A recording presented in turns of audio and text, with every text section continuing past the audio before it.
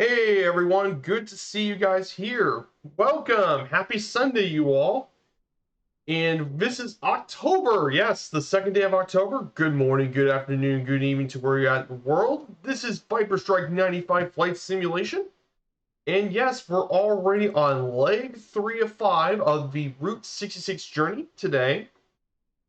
And we're back here at the former Trans World Airline hub of St. Louis, Missouri at Lambert International.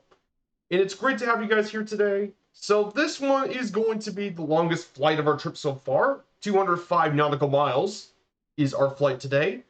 So we're taking off here from St. Louis, and we're going to head our way down through I-44 into, well, what many people consider to be the birthplace of Route 66 in Springfield, Missouri. So basically our plan, let's bring this up for a second. Let me get this showing this off to you.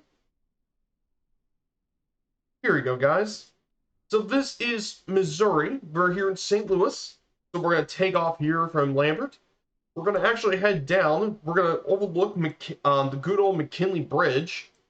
From here, we'll be going down through much of downtown. Of course, we'll be visiting the iconic Gateway Arch. The gateway between the eastern U.S. into the western parts. Then from here, we'll be also visiting Busch Stadium, the iconic ballpark of St. Louis's favorite team, the Cardinals.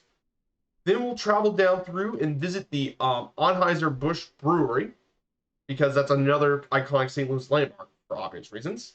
Then we get ready to go off and head off to the direction.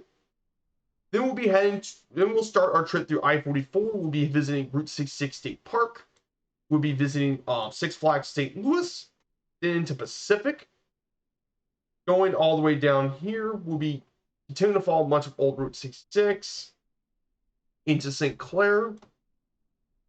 Then we're going to visit the iconic Merrimack Caverns. This is one of the most famous Route 66 attractions you can find. Then visit Oak Grove Village, Sullivan. You go all the way down through the road into Cuba. Amelia Earhart visited there too. St. James. Then visit the iconic town of Rolla. And once we get through Rolla, we'll go down through the route again into Waynesville, which is right next to Fort Leonard Wood. Then keep heading west, and we'll make our way to Lebanon. And then from Lebanon, we'll be following the rest of I-44, like to Marshfield, Stratford, and finally to Springfield. We get to visit some iconic Springfield, Illinois, Missouri attractions. The Pythian Castle, Missouri State University. Visit the History Museum on the Square. And then we'll make to the Route 66 Car Museum, and then make our way over to Springfield Branson National Airport, which is the regional airport for this region, and we can call it a flight. 205 nautical miles is for today's flight. So before we get started, I want to say hello to all those in the chat. Good to see you, Super Typhon, my friend. I did actually flow. I went to the Bowman Aviation Fest on yesterday. It was a bunch of fun. We got to see all sorts of planes. I'm gonna get those pictures posted in the Discord later. Allison Johnson has those. And Uncle B-Sim channel, good morning to you, my friend. Definitely check out the Uncle B-Sim. Definitely streams from the Xbox. But definitely go ahead and check out his channel. Another good friend of the channel. So today we're going to be flying a bit of a faster plane than the last two. But it's still going to be a little slow. But it's probably fine for today. And I think you all guys know this plane. Yeah, it's Trip Palmer's Freedom Fox. Made by the absolutely amazing folks at Parallel 42. I mean, Parallel 42 have been changing the game for MSFS. They're known for making Skypark, the career mode, but they also made the incredible camp out utility. It's a little expensive, but it changes the way you do bush flights. But this, to me, is one of the best little bush planes in the set. Basically, it's based off the Kit Fox STI number 5. And these Kit Foxes have been around since 1984, but this is one of the newer variants, the STI 5 model, which is a series. These things are really good. For short takeoffs, it can go to a maximum speed of 102 knots for the classic ones in 96. But we're going to be flying nearly 95 knots, I believe, is our airspeed for today. So we're not going to go super fast, but we're going to go fast enough we can see everything. But this thing's an absolute champ when it comes to the short takeoff and landing.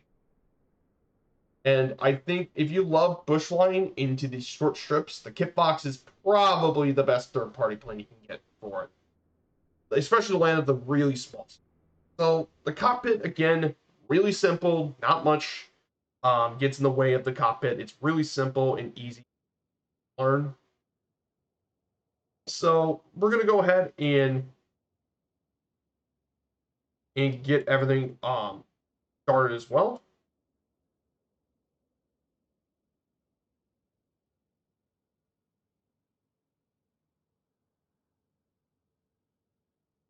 So basically, we're just going to go ahead and get this thing started. So we're going ahead and turn on the battery. Faster. Turn on both lanes. Fuel pumps on. We're going to go ahead and turn on starting power. And we're just going to get this thing started. Like I said, really, really easy to get this thing started. Also, yeah, I need to turn on the fuel. And set the fuel to be 75%. This should be good enough. Hey, Martel, my good friend, how you doing? Martel172, great to see you. So yeah, pretty easy to get this thing started. So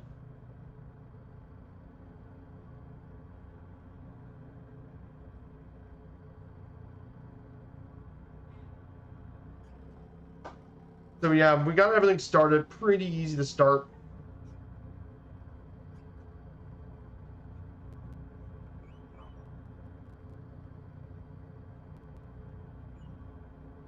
Yeah, easy to start. So we'll be taking off from 12. We're going to take off from, actually, from 12 left.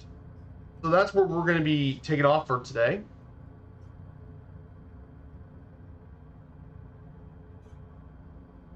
So 12 left is where we're going to be taking off for today's flight.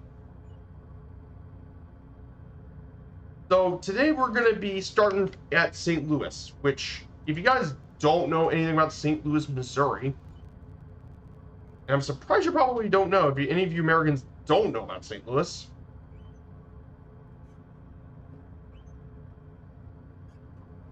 Here. Now, if you guys don't know anything about St. Louis, well, first, it is the second largest city in all of Missouri. Yes, there's a city larger than St. Louis. That's Kansas City, Missouri. But St. Louis has been historically a very important city in the U.S. Midwest. It was once a major center of the Native American Mississippian culture until the decline in the 1400s. In the 19th century, everyone knows St. Louis has been a major port of the Mississippi River. Due to a lot of the steamboats traveling through the Mississippi being the halfway point between Minneapolis and New Orleans. Also, St. Louis is where also Lewis and Clark's journey starts. So if I ever get to ever do the Lewis and Clark journey, there's a pretty good chance we start here at St. Louis and make our way there. It's also hosted the 1904 Summer Olympics, which is actually the first Summer Olympics game to be held in the U.S. It also hosted the Louisiana Purchase Exposition, which is the St. Louis World Fair. But nowadays, St. Louis is still a very important city, and it's continuing to renew itself since the 1950s. It's home to many of St. Louis's most iconic landmarks in the region, including a certain Gateway Arch, along with many sporting facilities and more. So we're going to go ahead and turn left. So I've already did a whole city tour of St. Louis. I had the VOD for it, by the way, on my channel. This link will get you to all my VODs. So you guys are going to go ahead and check out the VOD. So our cruising altitude for today, I set my land rate monitor. We're doing this for Firefly Air, by the way.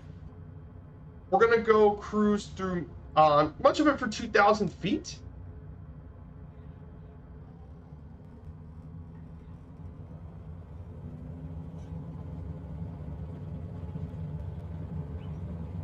And 50 and we're off. See, that's the great thing about this kit box, is this thing has such good takeoff capabilities, you don't really need a lot of the flaps to take off. Now, by the way, guys, I'm on East USA server, and we just took off here from Kilo Sierra Tango Lima. Yes, St. Louis. I'm just gonna wait for you guys to get into the air for a little bit.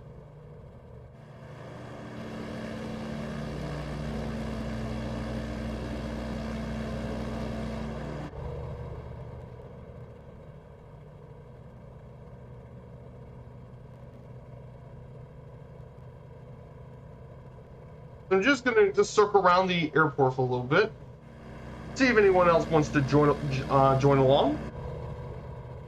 So yeah. So I do want to talk about something as well. So yesterday there was an aviation festival in Louisville. It's called Bowman Aviation Fest. At it's located right at historic Bowman Field, and this was actually a 2-day event. We came on the first day of the event, October 1st. And I was really impressed with it. I absolutely loved all the vintage planes that showed up at the festival. I got to see a DC-3. I actually got to get inside of a DC-3.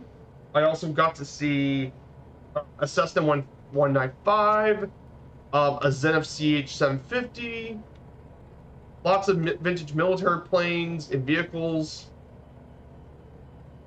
lots of stunt planes, home-built planes. I mean, you got to see a lot. There was an air show there that was a lot of fun.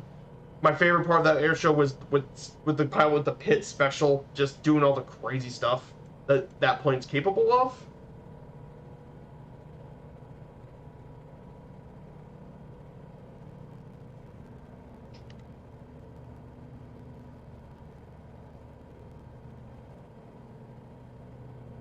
But I think my favorite thing I did all day was definitely the Waco plane tour I did. So I actually flew in a Waco, which is my first ever GA flight I've ever done, was an air tour. So it was $85 per person, which was pretty cheap.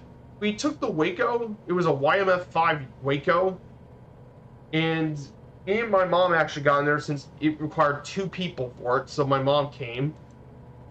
But it was definitely a lot of fun, and to actually be in the open air cockpit, it definitely feels like you're back in the 1920s for sure. But it was an absolutely fun experience, and I would love to do another tour. This time, hopefully with the cockpit that's actually enclosed with doors next time. But I had a lot of fun on that tour, so I would love to do another one of those again.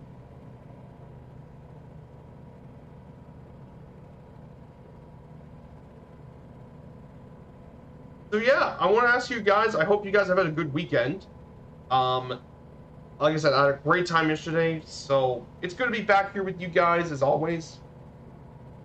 So, we're going to go visit the first St. Louis landmark for today, and obviously, you guys should probably know this from the city tour. We need to talk about the Gateway Arch. This 630-foot tall monument here in St. Louis is made of stainless steel and built in the form of a weighted arch. It is the world's tallest arch and the tallest accessible building in the state of Missouri. It is known as the Gateway to the West, a National Historic Landmark. And it's well known as the symbol of St. Louis. It was actually designed back in 1947 by Finnish-American architect Eero Saarinen, and construction was started in 1963 and was completed October 28, 1965, at a cost of $13 million. There's actually an observation area up near the top of the arch, and you can see much of St. Louis from here as well. Very iconic monument as well. And definitely, when you go through Route 66, you definitely want to go check out the arch. And then right next to it is Busch Stadium here in St. Louis. Obviously, it's home to St. Louis's favorite sports team, the Cardinals. Seating capacity of 44,000 people, with 3,706 of those being club seats, 61 luxury suites. It opened back in 2006. on April 4th, but the first Major League game was April 10th. It features a commercial area on the left field side called Ballpark Village. And it was built right next to the old Busch Stadium that was torn down. It's hosted the 2009 MLB All-Star Game. It's hosted many World Series events and professional soccer as well. So definitely two of the most iconic places here in St. Louis we should be visiting as well. So flying along with me today, well, we have quite a few people, but they're mainly they're doing airliner stuff. Which, to be fair, Lambert, St. Louis is very much a airport hub. But man, St. Louis looks very good this time. Definitely a great view of St. Louis for sure. I'm glad that you guys are doing well, and I'm glad I'm feeling really good too. I'm finally well. So I'm very, very happy to actually be here with you guys today and get to actually do this with you guys.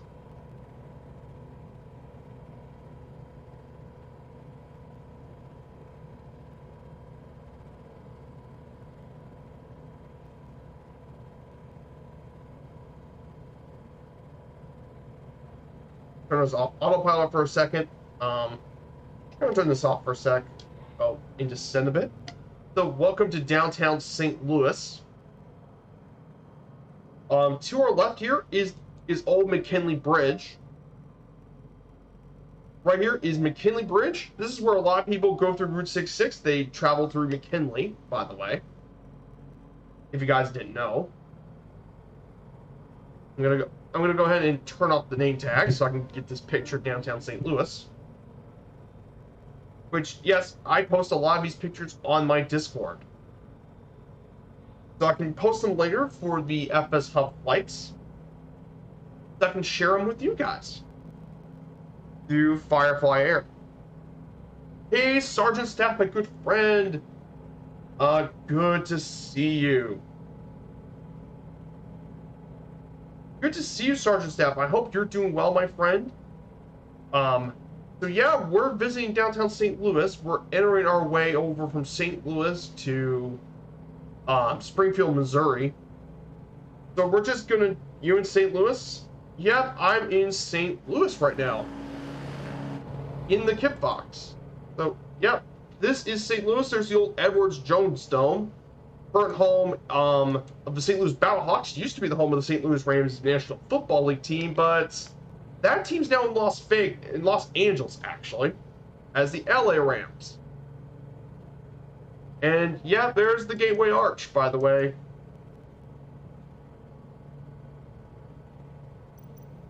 Beautiful St. Louis, Missouri. Yep, I have it right in the title.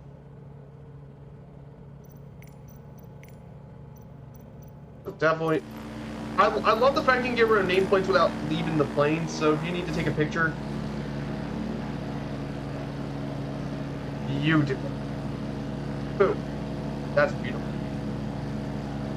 See, I love MSFS because you can just take such great screenshots. So, let's circle around the arch. So this here is this is Gateway Arch National Park, located here. There's the old courthouse. And there's Busch Stadium with the ballpark village, by the way.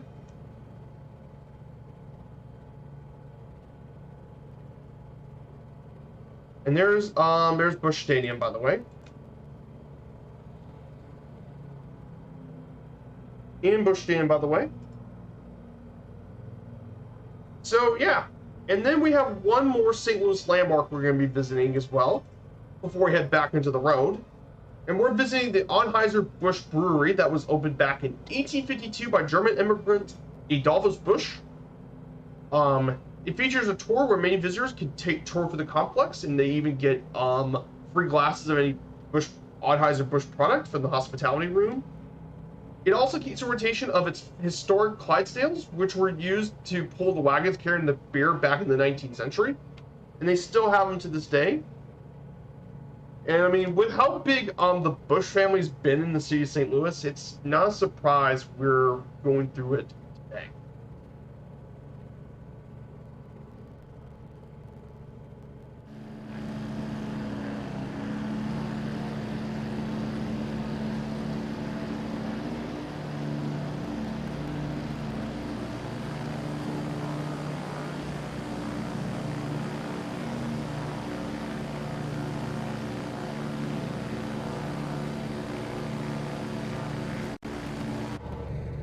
Yes, I'm probably flying a little low, but do you know who made the wagon pulled by the Clydesdales?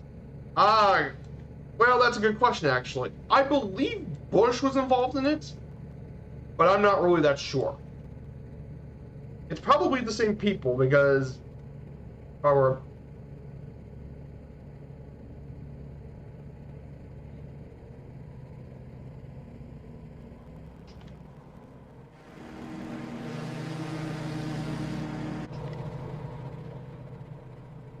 Oh, Studebaker. Oh, Studebaker make those. That actually that makes sense then. Because Studebaker used to make wagons before they make cars. That's right. That makes sense. Studebaker's been around since 1852. That's right. They used to do horse-drawn stuff. That makes sense then. Looking back, I guess it makes sense. Thanks for letting me know that, Sergeant Staff. Yeah, it was a carriage company before they make cars.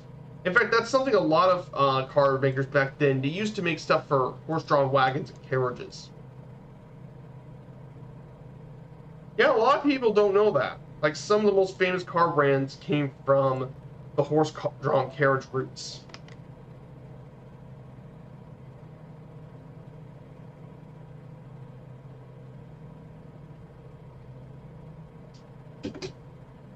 Mm-hmm.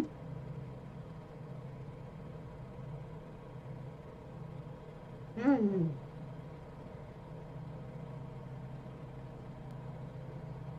I did not drink the classic bug, but a type never before. Big safe. Yeah. I'm not really a beer drinker. I'm more of a tropical wine drinker, but here's Route 66 in Missouri, by the way. Many people consider it to be where Route 66 started. This former east-west highway ran from downtown St. Louis all the way to the Kansas state line west of Joplin.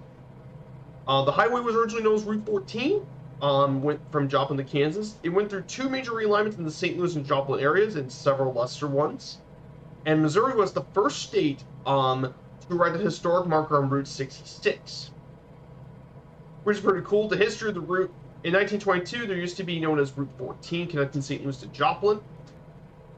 The route between St. Louis and Springfield was actually a pretty old road, traditionally known as a Native American trail, known as the Osage Indian Trail, and became known as the Wire Road, and later Old Wire Road, after the telegraph came down.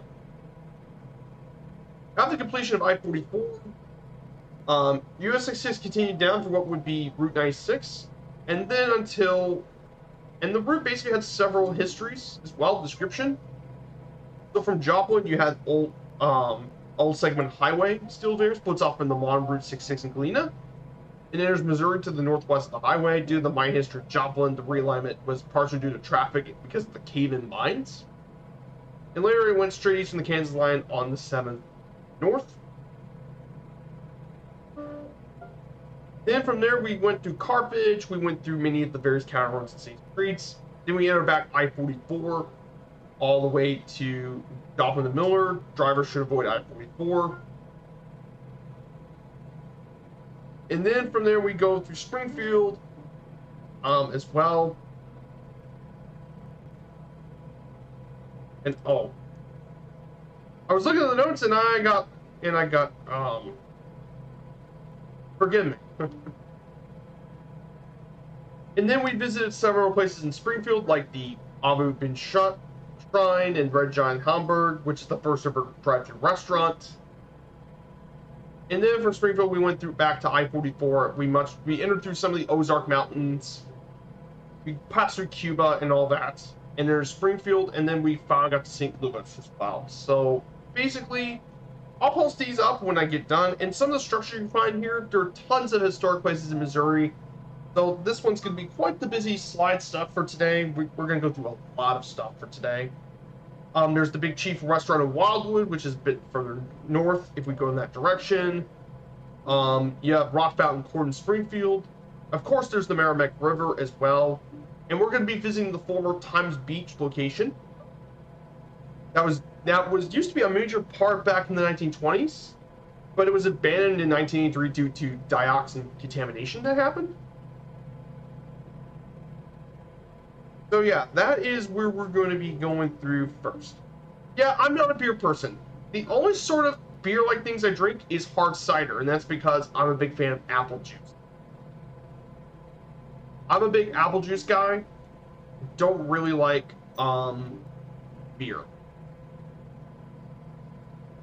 Like I said earlier, I'm more of a tropical drinks kind of guy, not so with cocktails and stuff. I'm not really a beer drinker. Though I do like Guinness, though. I do like Guinness, which is actually technically a stout.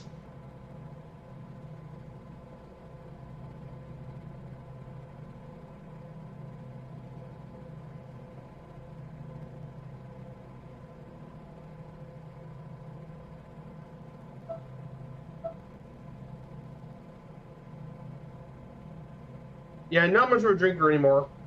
I do drink alcohol, I just don't drink it very often. I'm not really a drinker too much either. I just drink pretty rarely. And even then, if I am allowed to drink, I'm trying to be reasonable.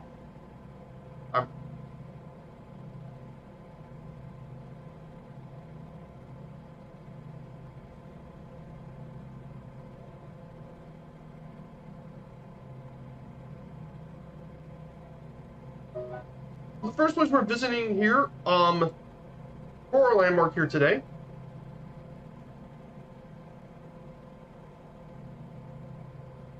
first area here we're actually visiting today is Route 66 State Park.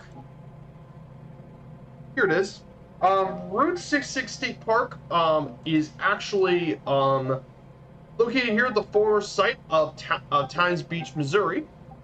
This park encompasses 419 acres of land 1 mile east of Eureka. The visitor center is located here at Old Bridgehead Inn, at the east side of the Merrimack River. It was joined the park by the west side of the old Route 66 bridge, which has been closed due to safety concerns. Now, a bit of an interesting history, actually, about Times Beach, Missouri. So when Times Beach, Missouri was originally built, it was originally a resort that was built during the 1920s.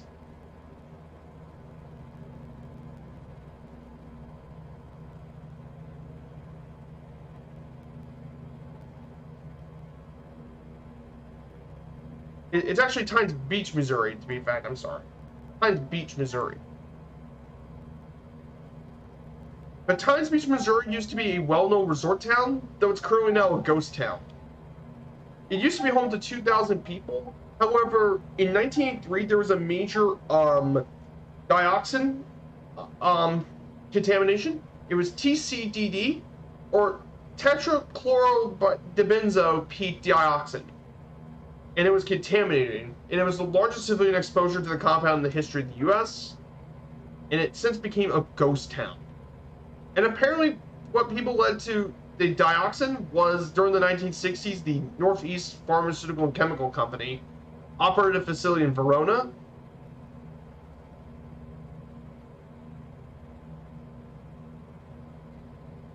And apparently all this stuff was contaminated because of waste. They mismanaged the waste, and it caused a massive catastrophe in Times Beach, which led to the whole thing being, well, a ghost town.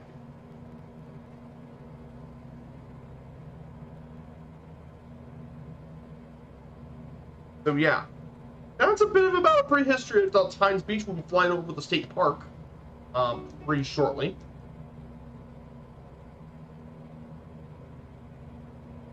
So we're entering, there's more of the forest.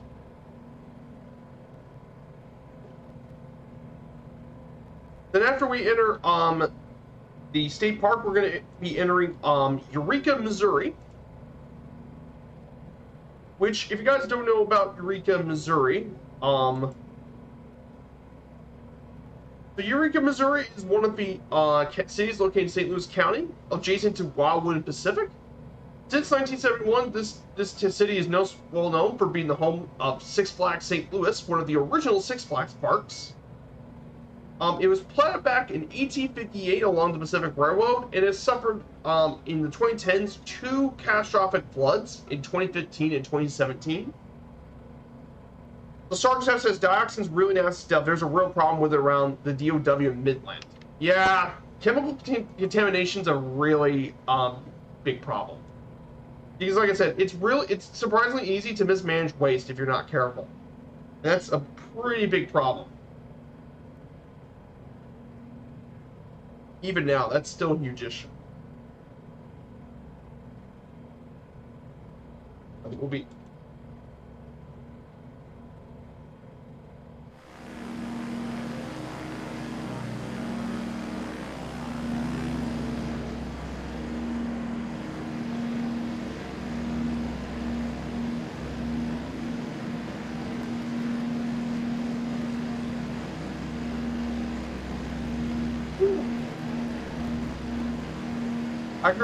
you grew up in town with massive Superfund site. Yeah, these Superfunds things, like, they're all over the place in the country. When I flew through much of Phoenix, it was also a Superfund issue as well. I'm just worried sometimes that the contaminants get in the way in the water, and that could really impact a lot of human development, and not just humans, by the way, animals too. Like, I'm worried the contaminants would also affect a lot of the genetics and all that sort of stuff. Because I've done a lot of scientific research and stuff, and from what I read, like, all these contaminants play a big role in that, of negatively affecting much of the wildlife.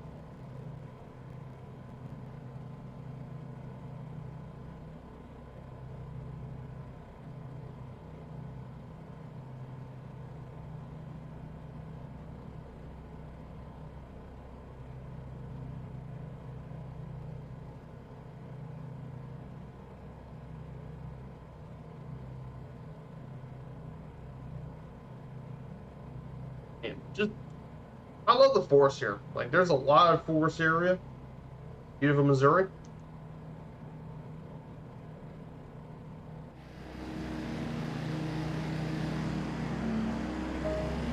We have a chlorofluorobenzene leach into the Mississippi wells. Oh.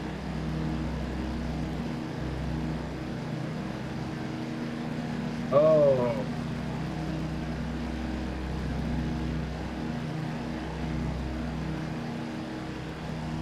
Chlorofluorobenzene. Oh. Yeah, a lot of these artificial chemicals, yeah.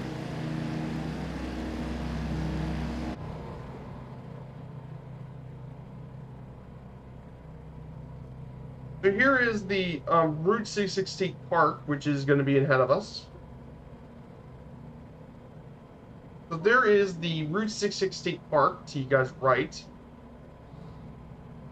This is where the abandoned Pines Beach is located. This is where it was abandoned. Yeah, this used to be a major resort town, and now it's now a ghost town. So there's Eureka.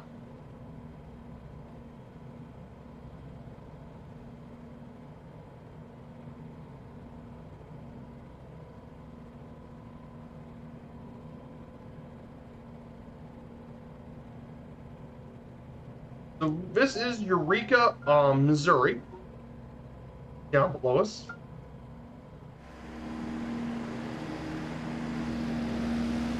Here's Eureka.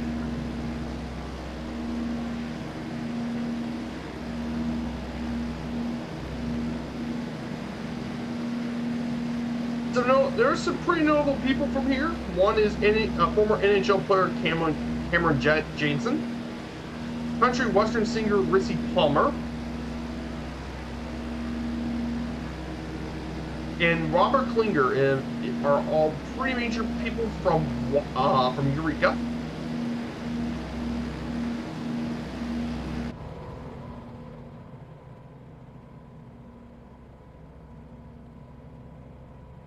Oh, good times. Yeah, good times. You better be sarcastic.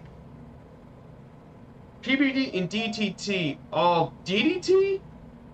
Oh, no. Okay, for guys that don't know about DDT, by the way, actually, before this, I'm going to explain about Six Flags St. Louis. So, Six Flags St. Louis is the theme park here around the St. Louis area. It's one of the original 3 of the Six Flags parks. It has 8 themed areas containing numerous attractions like roller coasters, thrill rides, and more, along with a Hurricane Harbor water park that's free. It was actually opened back in 1971. It features 9 roller coasters and 8 total rides.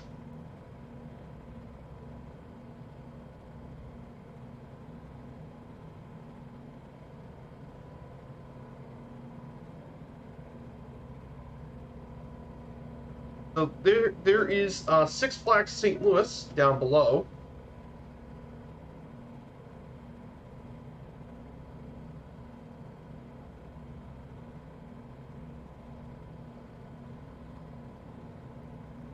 So here's Six Flags St. Louis. Unfortunately, there's no photogrammetry, but you can definitely see where the roller coasters and rides and parks are located below. But now we're going to follow a bunch of historic Route 66, at least one of the parks. So guys, okay, getting back to what I said. So guys, if you don't know what DDT is, it is dichlorodyphenyl trichloroethane. It originally was an insecticide that was developed back, but it was infamous for many of its environmental impacts. First synthesized in 1874 by Austrian chemist Othmar Zettler, it was discovered as an insecticide in 1939. It was used pretty much in World War II to limit the spread of insect-borne diseases like malaria and typhus. And starting in 1945, it became widespread, available for public sale in the U.S. However, there were a lot of concerns from the beginning about using DDT. However, opposition was focused by the 1962 publication of Rachel Carson's famous book, Silent Spring, about all the environmental impacts. And because of her book, she helped build a large environmental movement, which resulted in the banning of DDT in the U.S. and eventually a worldwide ban was been in effect since 2004.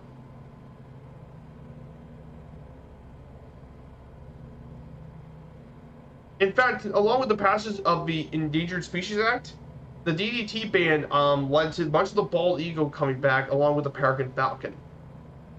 And you guys wonder why that DDT is pretty nasty? Well, the reason is pretty obvious. You see, DDT for birds, it actually breaks down the eggshell and thins it.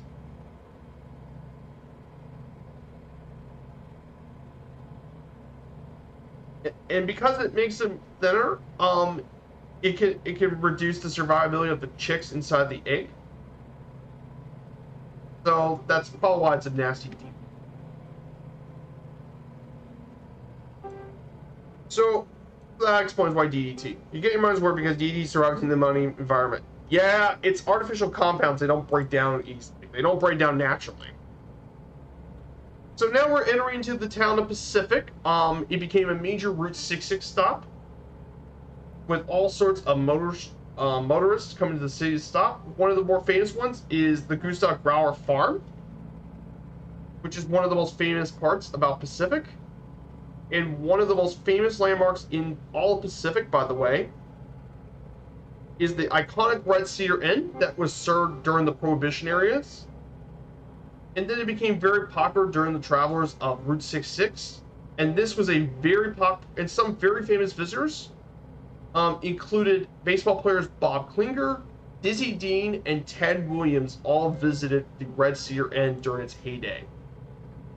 Unfortunately, Red Seer Inn was closed back in 2005, but people are looking what to do with BN as well. So, but they haven't found anything about that yet as of 2019. So this here is Red Seer Inn. Should be down to our right.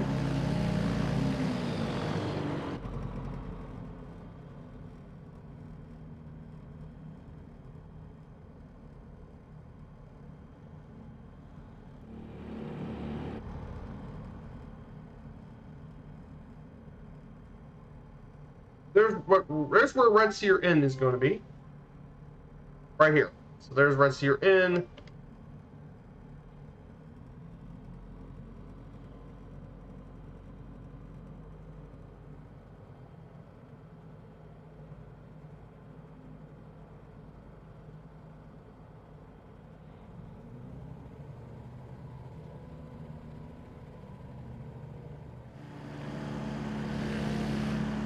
So this here is the town of Pacific, down below us.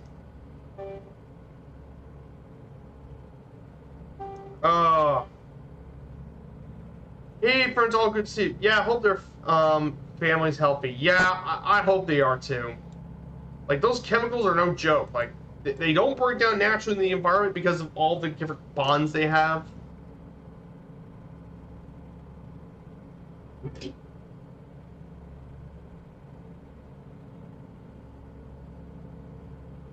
It's also been where some of the Civil War battles were held, in the Battle of Pacific, for example.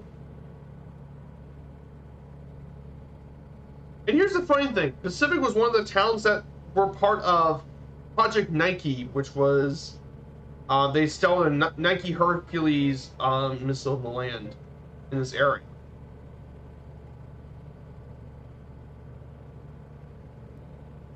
So that's Pacific for you.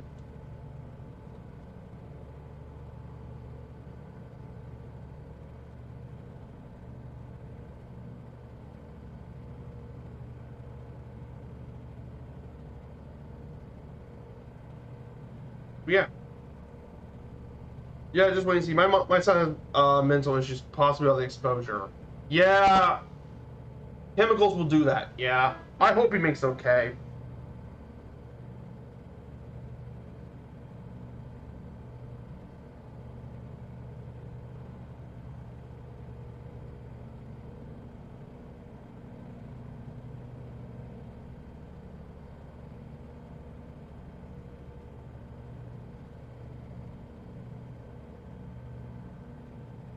So, guys, if you guys haven't done so yet, I have a Discord channel, which I hope to keep things better updated for my Discord. But if you guys haven't followed, do be afraid to help smash the follow button. I'm trying to get 500 followers by the end of the year. So any support would be really awesome to get to 500 by the end of the year. He has ASD.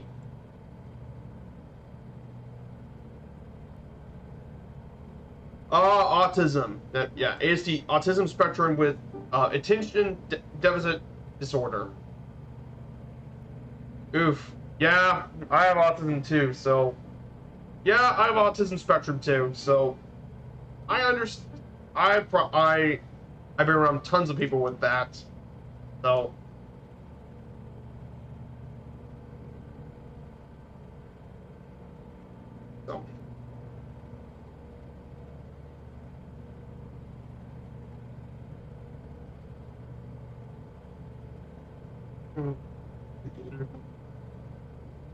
So yeah.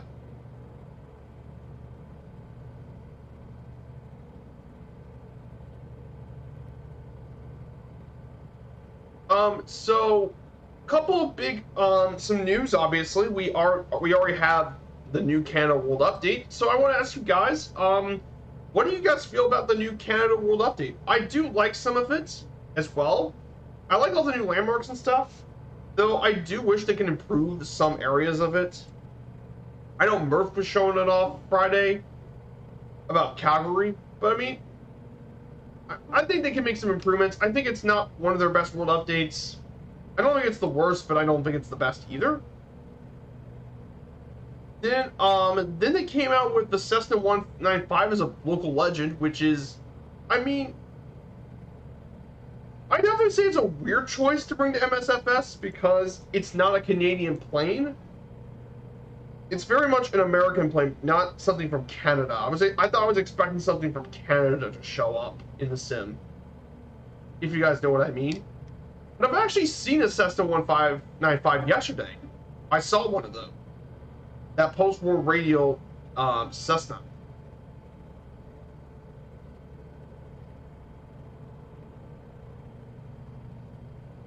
Yeah, it should have been the Beaver, but I guess that's why they were waiting to do it in November, so they can bring the Beaver out for the November update.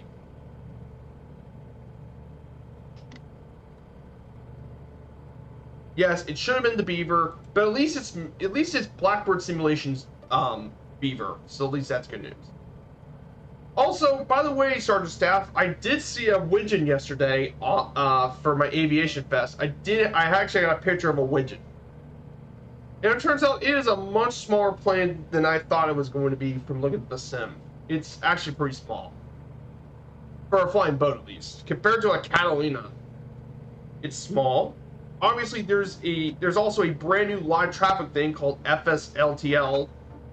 I do like the fact it's really easy to install, which is great, and you can use it with Flight Radar 24 as well. My only issue was it crashed on me because apparently I had the installer in the community folder. So maybe at some point someone can help me put the injector where it needs to be. But it's actually great, actually, from what I've watched from a lot of the YouTubers. They said it was really great. It's much easier than AIG, which was the main thing used for VATSIM. And because you use the fly-by-wire installer, it's much easier to install and work than AIG. So I've seen some people actually shift towards that. I definitely need to give it a try. I just need to have help installing it, but it's completely free. I get BRB, got adult things to do. Hey, no worries, Sergeant Staff. I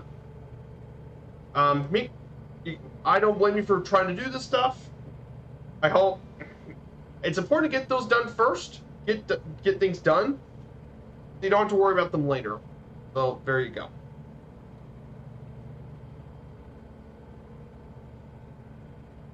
But yeah, if you like live traffic and such, but you don't want to deal with the complicated AIG, the FSLTL is really good. UK 2000 has Belfast City. France VFR now brings Marseille. NK Studio has just released Shannon, the world's first duty-free airport in Shannon, Ireland. I know they're going to be working on Dublin 2.0, which I'm definitely going to grab my hands on. It is the hub of Firefly Air. So yeah, that's about the news for this day. Toronto needs a big fix. I've never been around a lot of that area. The Barclay Grove TB8P. Yeah, that's a good one to consider.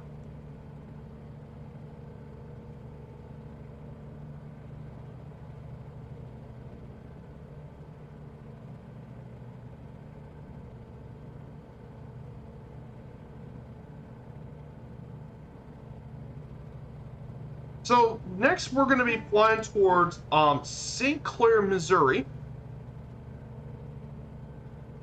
And we're about to enter St. Clair. Hey, luckily, good to see you. First time check, good to see you, my friend.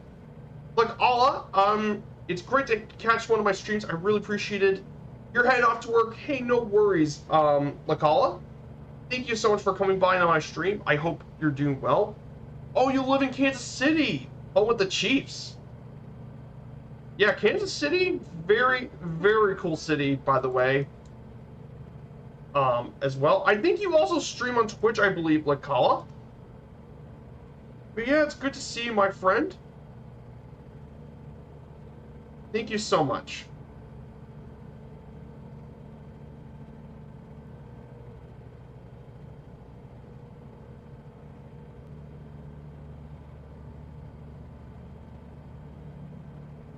It's like Allah. Okay, look Allah. Thank you so much. It's Kayla. Oh, okay. Without the K. Like, oh, okay. Like Ayla.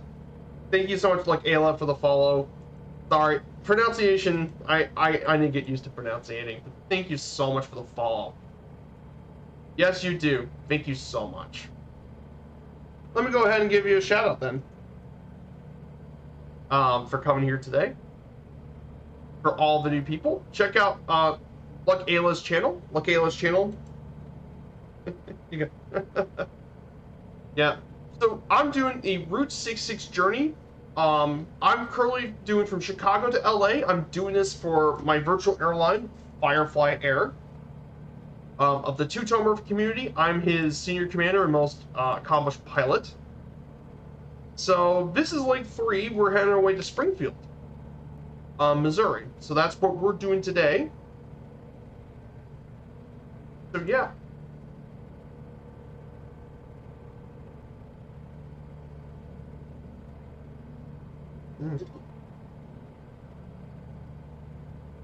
So that's what we're doing today. I've flown to Kansas City in the sim. I did a whole baseball thing as well.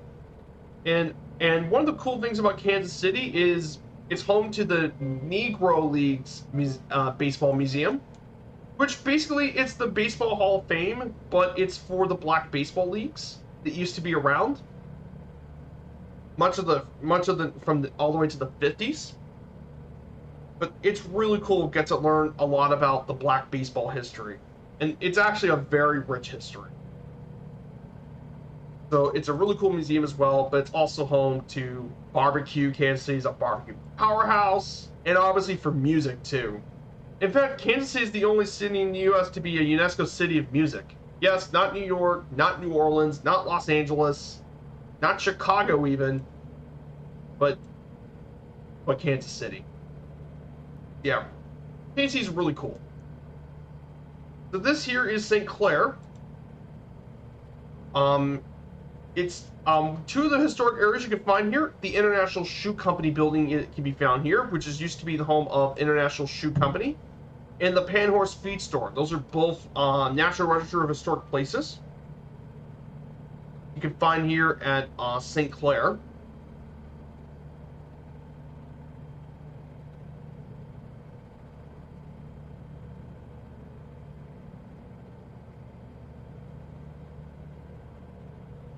So definitely very important.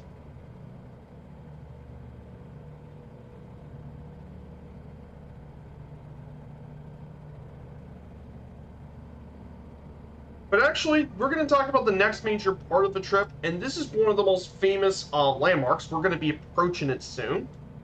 And this is the Merrimack Caverns. Now, this is one of the most famous attractions in the entire Route 66. It's still going on today. It's still very much one of the most visited places in all of Missouri, especially in the interior of Missouri, by the way.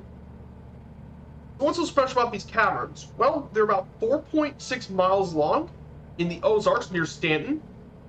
They were formed from the erosion of millions of years of limestone deposits, and it's a major tourist attraction. So you can find more than 50 billboards on Interstate 64, and it's one of the primary attractions among the former Route 66. So Meramec Caverns, there's quite a few things that make up the caverns. The history of this has been around for 400 million years, but the Native Americans actually used it for shelter. But for Europeans, it was first visited in 1722. And during the 18th century, it was used to extract saltpeter. And it was actually one of the plants was destroyed by the infamous outlaw Jesse James as well. It was a major part of Route 66, and some of the known attractions here in the caverns, they include Wine Room, which is home to the world's rarest cave formation, the Wine Table, which is about 6 feet high and has 3 natural legs, known as an Argonite Formation, and it's completely underwater. Then there's the Greatest Show on Earth, which features a stage curtain and it has a light show. Hollywood, which was actually used for a lot of the Hollywood productions, most notably the 1973 movie Tom Sawyer. which the site was used as the cave system where Tom Sawyer and Becky Thatcher get lost in the cave. And also an episode of Lassie was filmed here too. And the mirror room as well. So yeah, Merrimack Caverns is one of the most famous places in all of Route 66 to visit. And if you guys ever go down through the former Route 66, you definitely want to go check out the caverns. They're a piece of Route 66 history. So yeah, you're back, Sergeant Staff. Good to see you.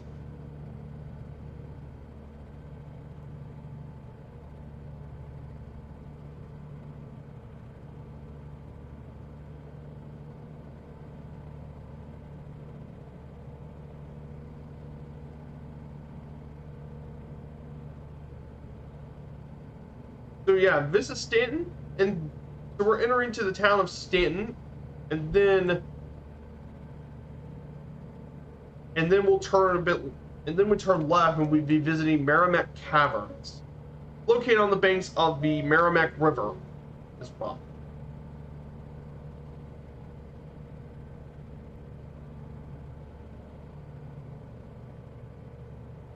They're about 143 nautical miles away from the finishing point of today's stream. Oh, there's a cool light show in the caverns. Yeah, there's a light show in the caverns. It's the greatest light show. And there's also a ballroom, which as well. They used that in earlier times for square dances, but now it's one of the first stops in the tour. So definitely check out the Meramec Caverns if you're going through Route 66.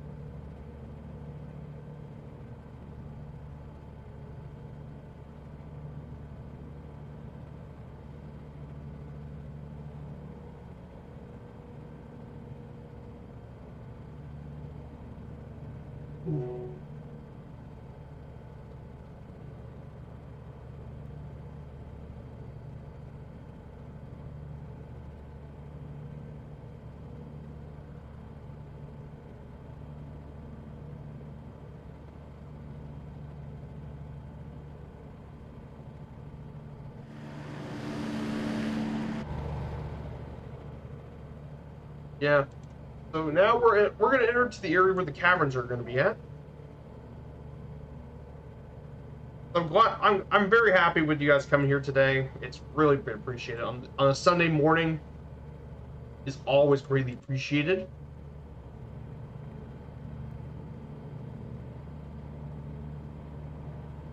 Yeah.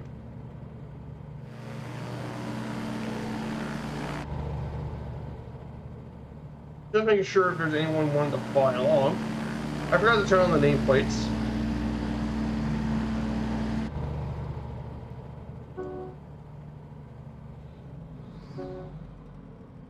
But yeah, this plane is so much fun. I love flying the good old kit box. So this here is where the Meramec Caverns parking goes, and there's the Merrimack River.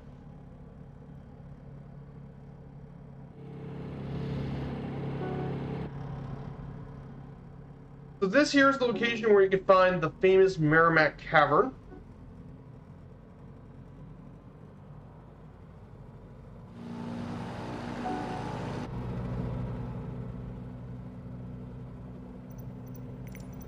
There it is. So this here is where the entrance building and the parking is located here at Meramec Caverns. So here's the caverns, and entering there, you enter this building and you go visit the caverns. Really cool. Hey, XBMS Murphy, good to see you. Weekends are my main work days, so I'm always listening to the stream in the background. Ah, nice, LaKayla. Yeah. Hey, XBMS Murphy, good to see you in Port. Good to see you, my good friends. I hope you're doing well yourselves, guys. So we're heading off to Springfield for guys who are new. We're currently entering our way over to Springfield, Missouri.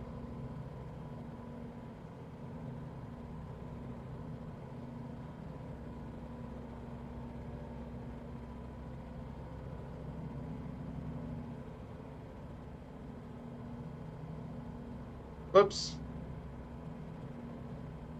Hey, good to see you, Court. Good to see you. Have a cup of coffee with you.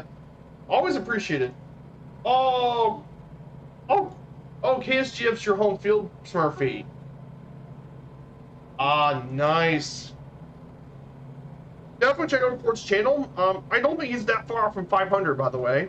So definitely support his stream. He does Microsoft Flight Sim, but I've seen him stream other games too. Check out my good friend Port. Yes, sir. Oh, that's cool. Springfield. Yeah, Springfield, I'll say more later, but for guys who don't know, Springfield's considered to be the birthplace of Route 66. It's home to several really famous little landmarks around the area, like Pythian Castle, Missouri State University, and more. So I'll definitely cover a little bit about Springfield, Missouri. So, we're entering near Sullivan. This is Oak Grove, and then when we'll get into Sullivan. We gotta fly in Discord sometime. Yeah, we might. I hope to fly in Discord sometime too. I'm gonna fly this at a reasonable speed. Yeah, it's great to have new. It's great to have new faces, guys. I really appreciate it. So if you guys don't know, I do have a Discord as well. And if you guys haven't followed, it would be greatly appreciated. I don't want to ask for follows, but if you guys like what you see and you want to continue to support the channel, smashing that follow button will be a great way to support the channel. It will always be greatly appreciated. Support will always be appreciated. Here's Sullivan, one of the many little towns on I-44. Hey, all right, my friend, have a great stream. I do need to get going. No worries, Sergeant Staff. Thank you for coming to my stream today and hanging out. It's always good to see you, my friend. And I hope you get things done with your work.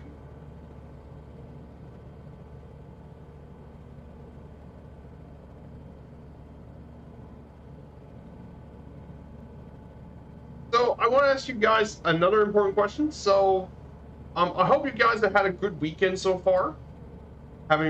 Oh, my invite link's not working, by the way. Really? I think it's because you're already on my channel, Sergeant Staff. Weird. My invite link's not working? Oh, they just changed the invite link. Hold on one second. I need to update the bot. And I'll send the link out to you guys again.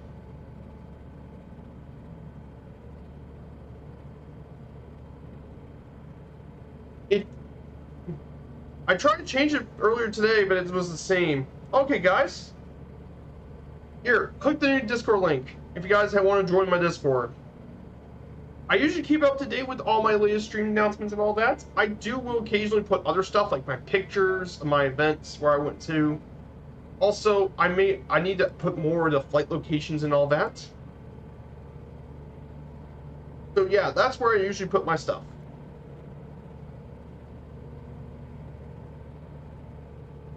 So it's great to have new faces be here today.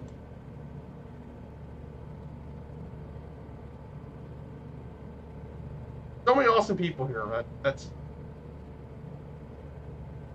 So yeah, and then next we're heading to a place known as Bowman. Yes, there's a place called Bowman, Missouri.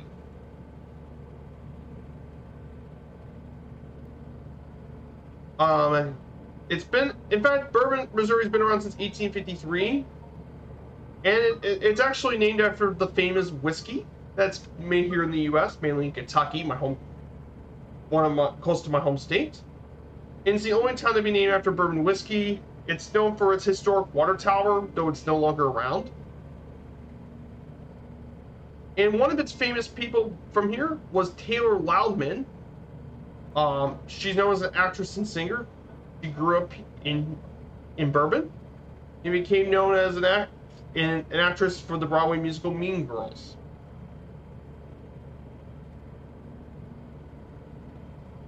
Fermentia Feeder. So that's a bit about Bourbon, Missouri, you guys get to actually know about.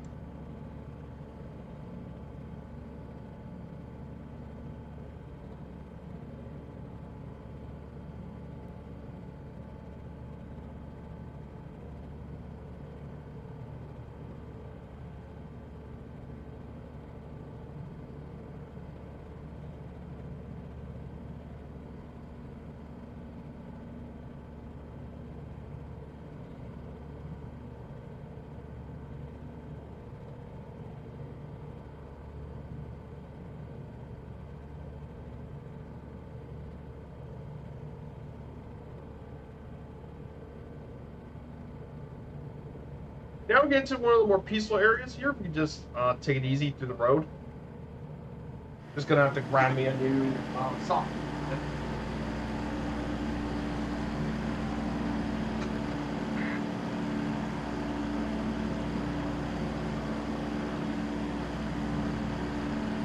Yeah, and we're just basically cruising on the road in the good old Kit Fox.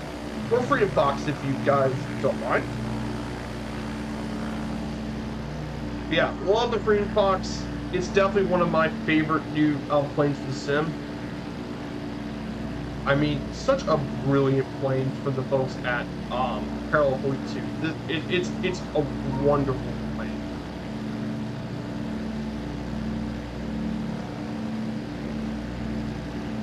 Love it.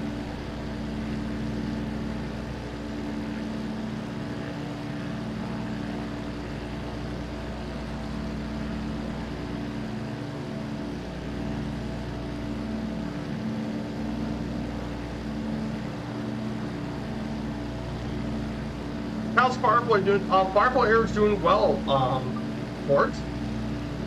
Yeah, everything's doing well. Firefly Air is going great. We currently still have over 250 people in the virtual airline. Now, if you guys want to actually learn more about Firefly Air, by the way, we're doing quite well ourselves. We are currently the largest airline virtual VA at FS Hub.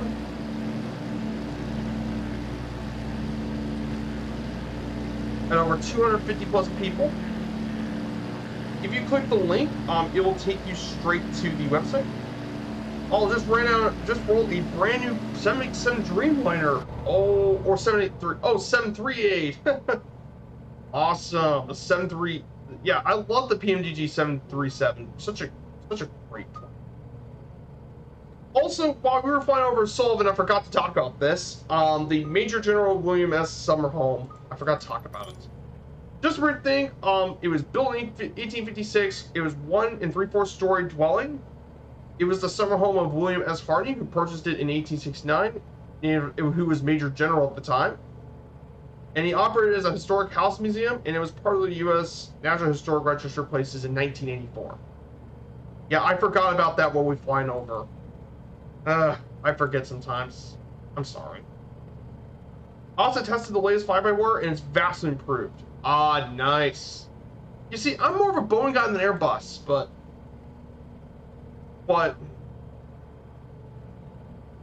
I'm happy for. But I'm really impressed with fly-by-wire. What they did for a freeware, they turned a Sobo A320 into something really good. I know it's not the same as the Phoenix A320. I might get the A320, but I mean, I'm not that much of an Airbus pilot.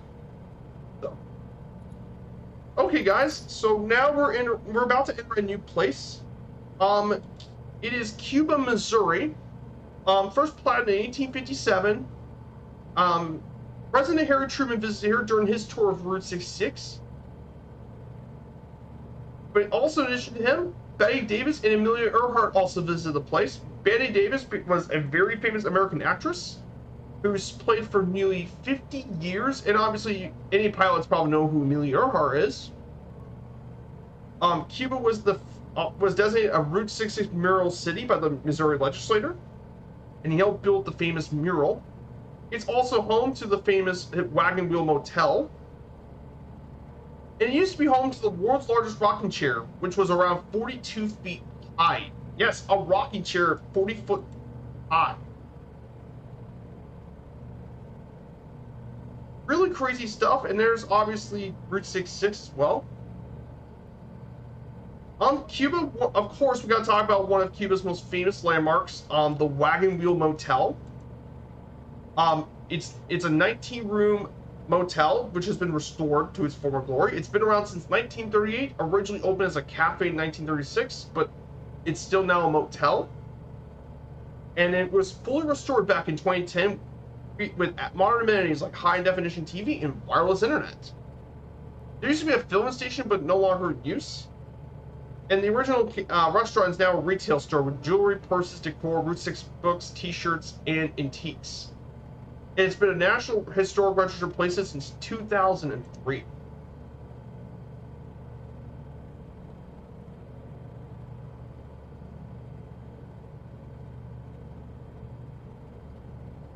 So pretty cool stuff as well.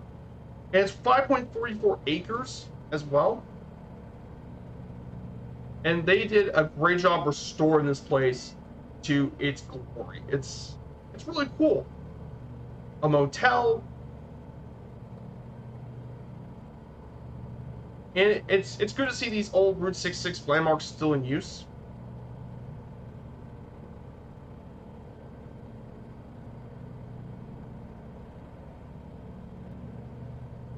Once they optimize it, oh man, it has full sim brief too. Awesome. Yeah, that's great. Like, yeah, the airlines and stuff, like the airliners have come a long way since it first came out. Like, I mean, a long way. I mean, when MSFS first came to be, like, the most successful thing was...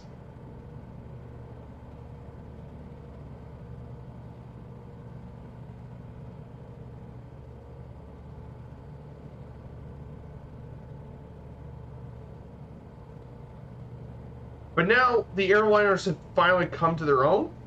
And it shows that Microsoft Flight Sim can be for the airliners too, not just GA.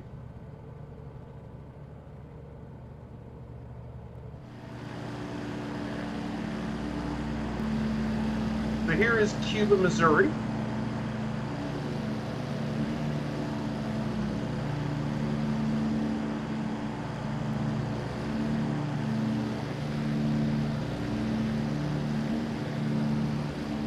Here's Cuba.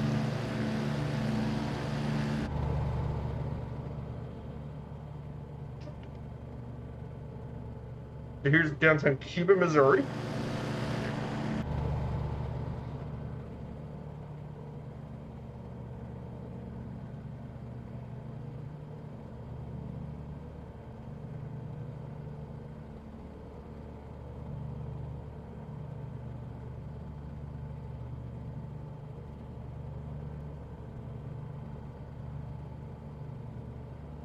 The EFB is really nice on the...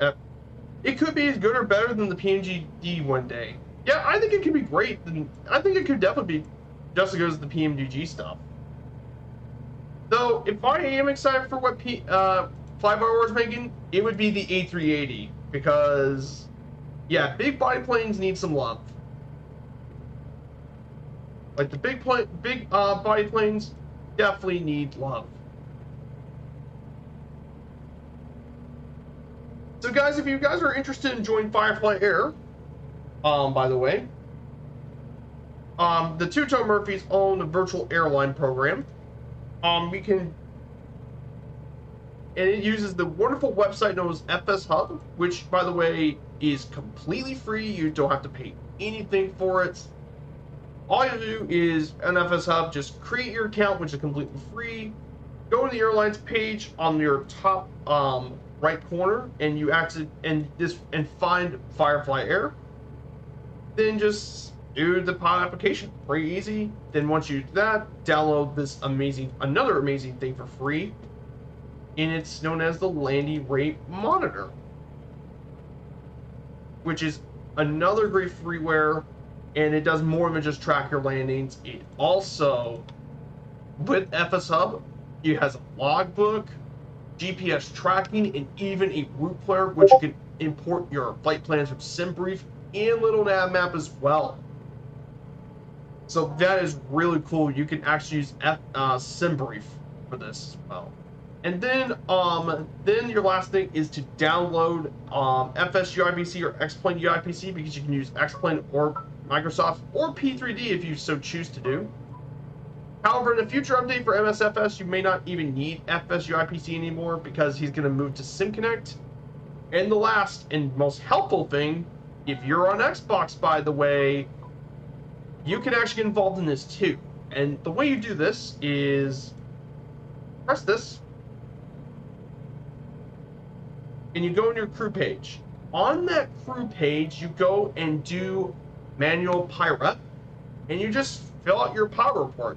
Your flight and call sign, the plane you flew, your departure and ICAO code, and possibly use your date of departure and arrival, and possibly the time if you need to, and just submit the pilot. And look, there's already a pilot report, so we can preview it. The General Lunatic, for example, one of our Xbox pilots, he flew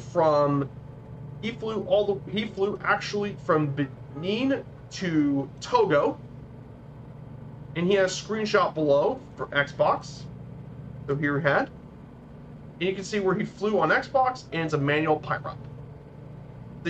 The bam, that means you Xbox pilots can actually get involved with the virtual airline. Very, very cool. And the only drawback for fly-by-wire is if you want to import the flight with no plan. Yeah, it's weird.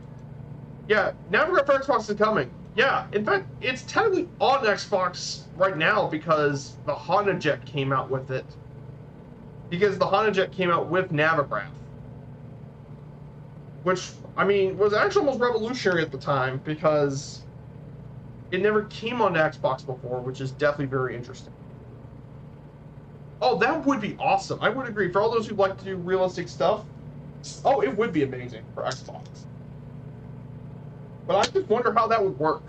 Because I know Xbox is quite different in the terms of all that. I don't have the Xbox, but I know things work quite differently.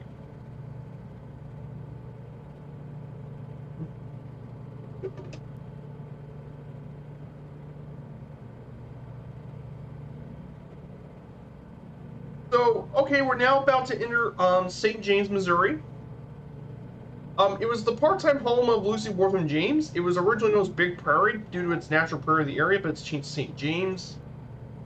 In fact, it's actually currently named after Lucy Wortham James, who was a philanthropist. And one of the things this place was most famous for is the Merrimack Spring Park, which is the 5th largest water spring in the state. An average of 100 million gallons of water flows from the spring daily. As well here in St. James. There's also a little refinery and all that around.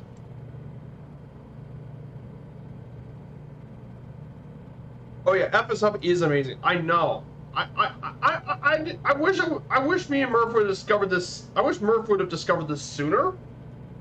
I mean, we've done all sorts of things with FS Hub. We've had our own achievements, and not just the current achievements with it, like the single flight achievements and all that, but in fact the virtual airline itself can have its own achievements. The VA can make its own achievements as well, which is just great. And we can fly any plane we want, which is great. We can fly Busch planes, we can fly airliners, we can fly all sorts of missions. It just adds so much. It's awesome.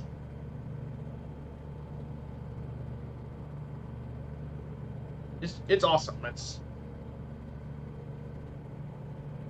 And I know. Oh, there's a new Navigraph. Oh, okay. Yeah, that's just got much more interesting.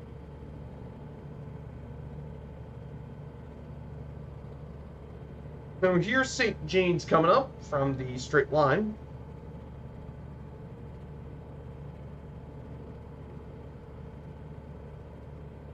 Okay, 111 nautical miles remaining of our journey.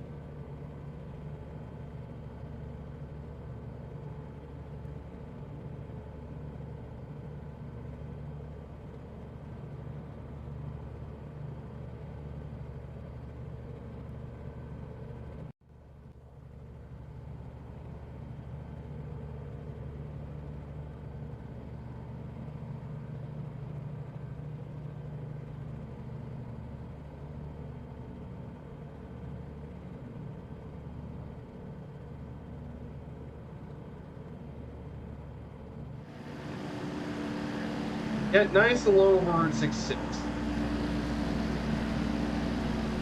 So I think Wednesday would be the flight. We're going to be taking the Tiger Moth on Wednesday. We're going to fly from Springfield. We're going to make a stop into Joplin, and then from Joplin onto Tulsa.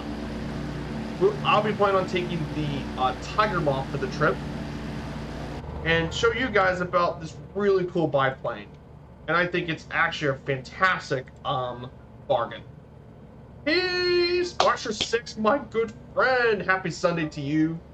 Guys, if you guys need to check out Splasher6, he is probably one of my absolute... He's an awesome dude. Makes great streams. and he's been one of my biggest supporters. Definitely check out my good friend Splasher6. Just an awesome, awesome person to be around. So definitely check out my good friend Splasher6.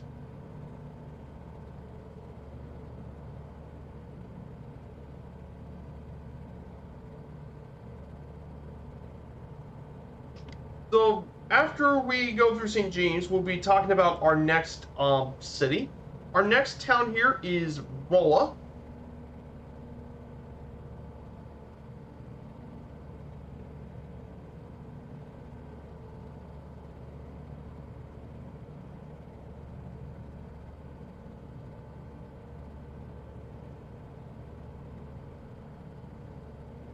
So this is Rolla, Missouri. Basically, Rolla, for guys who don't know, it was been around since the 19th centuries when European settlers. Rolla was there was two sources that want to acknowledge how Rolla was named. One of them was a folk legend between Rolla and Dillon. After a good for nothing hunting dog. The other one, which is more accepted, was from a citizen's meeting about naming the town. Originally, Weber, one of the people, wanted to name it Hardscrabble, and Bishop puts for Phelps Center.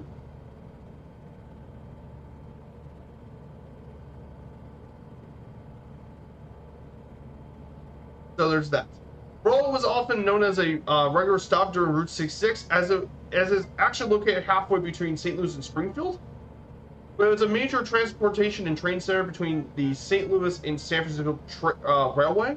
Runs through much of the town. It's home to several major historical places around here,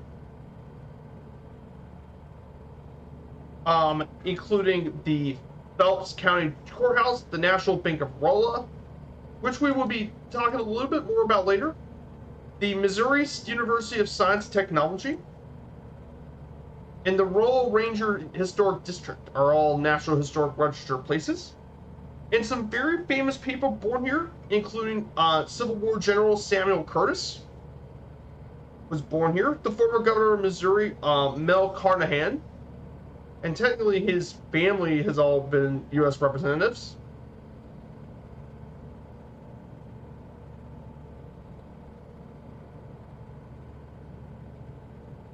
And of course, Tom Shipley was born here as well. A member of the popular music duo Brewer and Shipley, born here as well.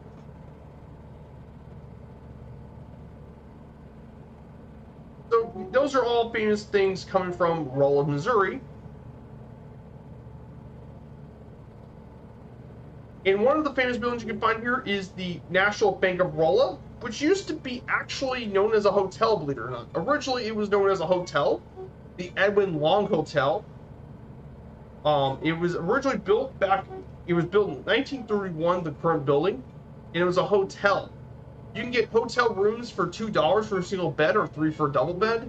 It had 75 guest rooms, and it can have a capacity of 350. However, the hotel operated here until the 1970s, where it was purchased by the bank. And it's currently still operated here in the same location. And many people visited the hotel. Harry Truman, who was president. How about the famous blonde bombshell, Marilyn Monroe? And, of course, Louisville-born actor Victor Mature was born. Victor Mature actually stayed at the hotel. And, of course, it was the premier facility for travelers on the Route 66 or the Frisco Railroad. So that is a little bit about the hotel. And also Planet Neutral's here too. Good to see you, Planet Neutral. Both Splasher6 and Planet Neutral are great streamers. They make great flight sim content.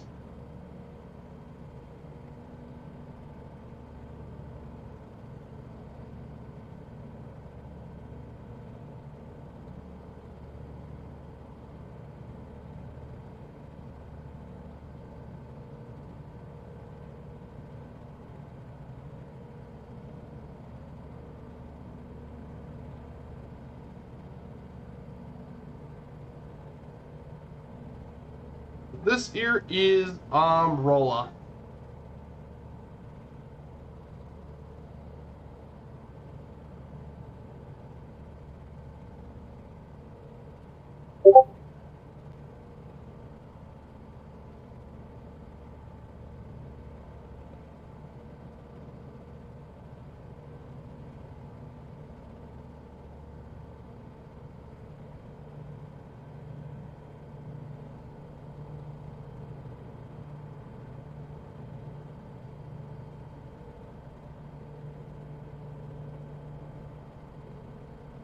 Yep. So now we'll be, so there's another airport here. There's the Rolla Downtown Airport to my left. Is the airport.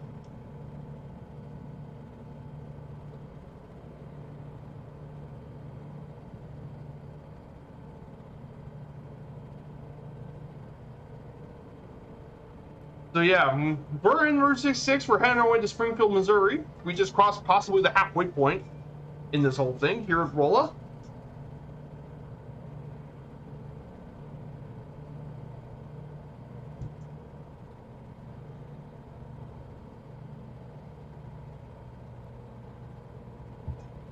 And there's the Rolla Airport, which you guys can spawn from if you want to join me. This would be a good place to spawn from. Kilo 07.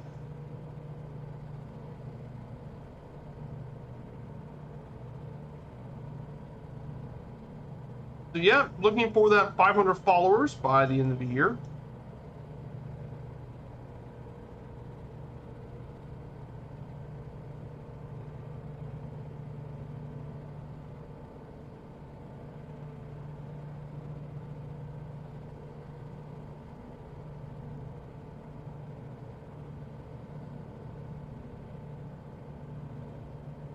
So much of this, we're following the old Route 66. We'll just be following the historic route.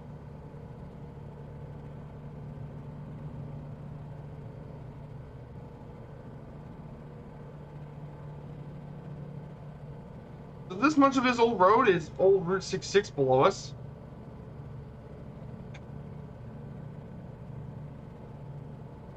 Going down below.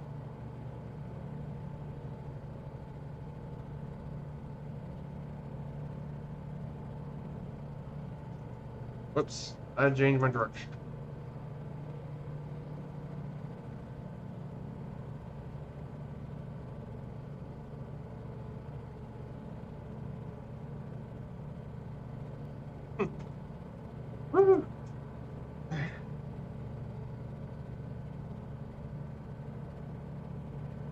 Yeah, love the Kiddo Kit Fox. Just such, the Free Fox is just such a cool plane.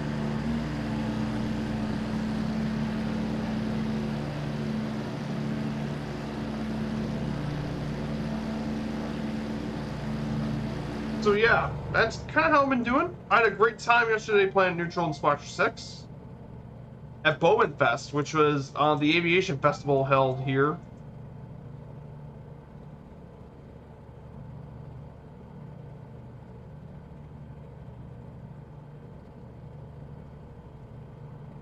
I have pictures. I posted on Mer's Discord, but I gave it to Allison Johnson, so she's gonna downsize the files a bit, so I can post them all back into the Discord.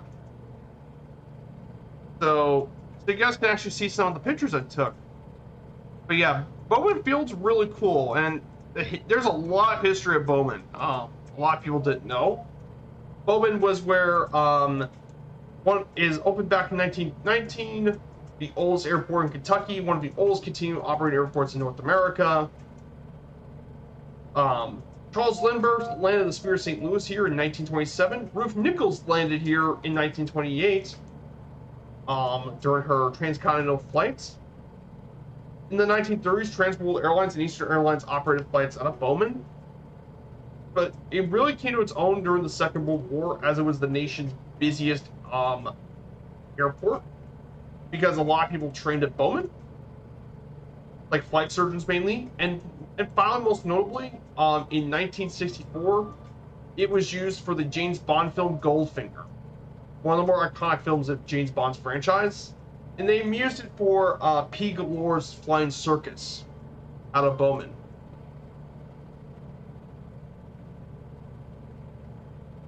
So there's that.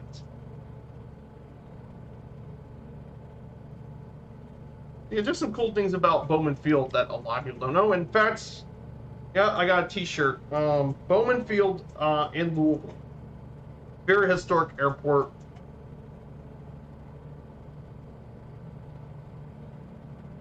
So coming up here on our nav map, we will be visiting quite a few historic motels. However, they're unlike some of the other ones we've been talking about. These have been abandoned, meaning that they're no longer in business and they close, and some of them are abandoned.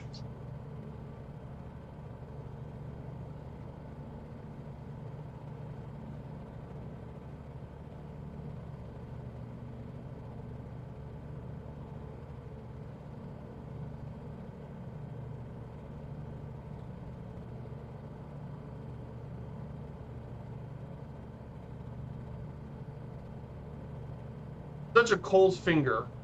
Yeah, it's gold.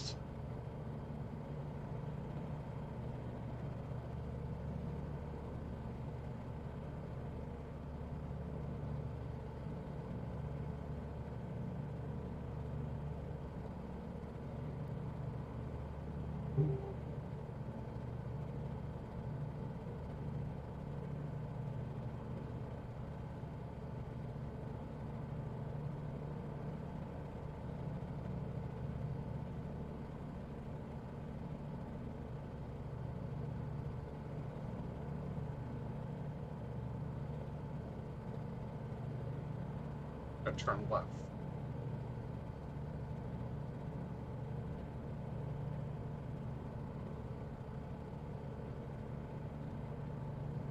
So, and then the next one is Stony Dell. So Stony Dell Resort is one of my waypoints. This used to be a motel back in the 1930s opened. However, it closed during the 1970s and it's still abandoned. How was downtown? Downtown was really cool, Dunkar. I got some pictures for the Discord if you're interested in seeing them. Definitely don't be afraid to check out the Discord. But downtown St. Louis was cool. We got to visit the Gateway Arch, the brewery, the Anheuser-Busch Brewery, and we got to visit Busch Stadium. We got to look over that. We also looked over the old Edwards Jones Dome, or the Dome at America Center, in the old courthouse, so we got to see it. We're heading towards Springfield, Dunkar. So we're just past Rolla, which is the halfway point of our journey to the road. Also around this area is a Trails of Tears memorial. It's Larry Baggett's, made by him, but it's to commemorate all the people that suffered for the Trail of Tears, which, if you guys don't know your American history, the Trails of Tears is when Andrew Jackson he led an expulsion of the Native Americans from much of the American South and all that, and many of them were shipped off west, especially to Oklahoma. And Foxtrot. And also Foxtrot 2, the Flocks. Also awesome. Him and Treetop make a great duo on his streams. Definitely check out Foxtrot. He does a lot of flights around the Pacific Northwest. Him and Treetop are a great duo. They just definitely check them out. Though they do stream later in the night in America, or early in the morning for the Europeans. But so from here, we're about to enter a really interesting place. It's called Devil's Elbow, which it sounds like a weird name, but this community was actually situated on the Big Piney River. It's named after the tight incised meander in the river, known as Devil of an Elbow. And it's been around since the 19th century with a lot of the timbermen in the area. But the thing that makes it famous, though, is the bridge, because it's only one of the 2 Route 66 bridges left with a curve, and it's still the only one available for traffic.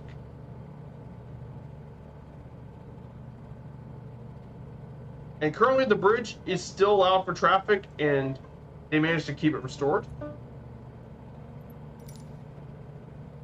And there are multiple properties of areas in the historic district, which is now a register of historic places.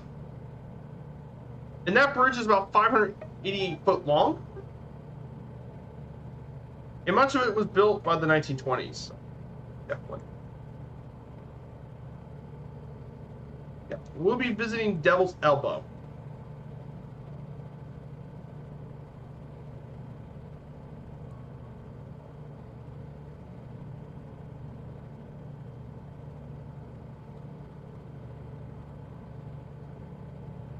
So we'll be flying over the small community, and we're going to fly over the famous Devil Elbows Bridge.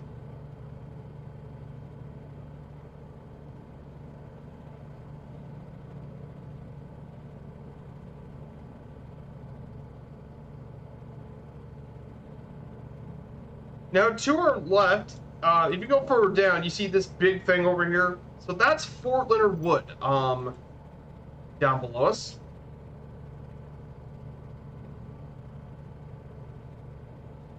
And basically, for guys who don't know what Fort Leonard Wood is, it's a main U.S. Army training installation here in the Missouri Ozarks, founded in 1940, named after General Wood, and they used to train a lot of the infantry troops here. So that's basically.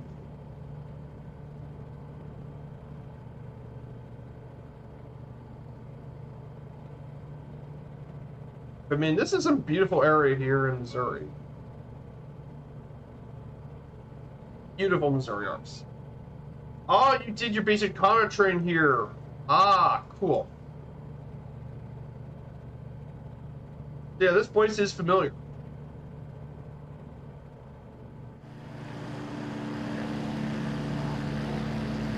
Yeah, welcome to Devil's Elbow.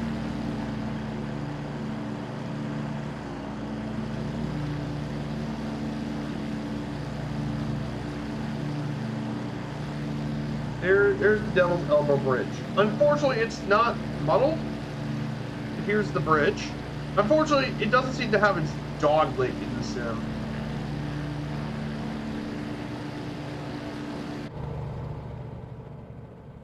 Now I need to turn this thing back to the right.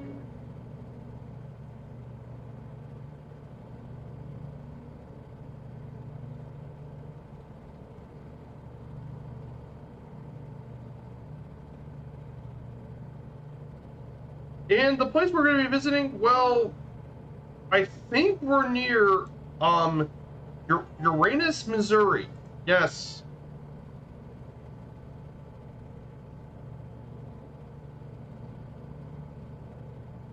And more important, this area is actually near the world's largest belt buckle.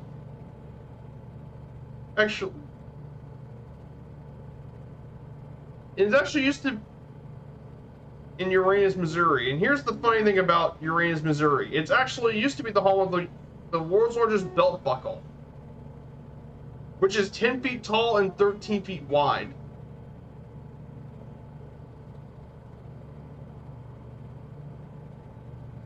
So yeah, we're near Uranus, Missouri.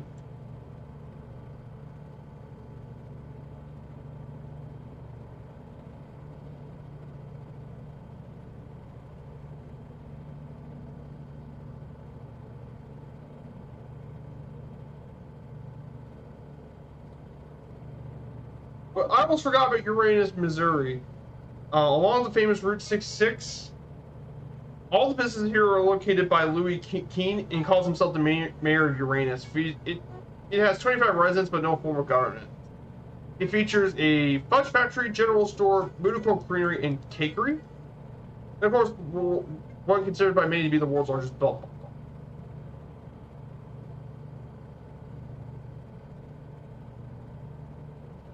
Yeah, it's crazy.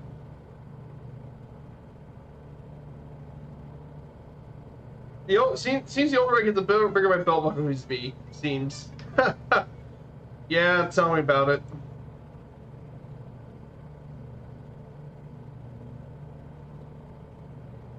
So a couple things we're going to be heading here to. We're going to be heading towards Waynesville.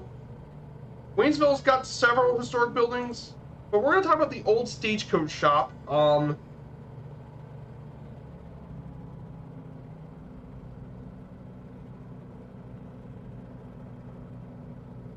The old stagecoach shop here in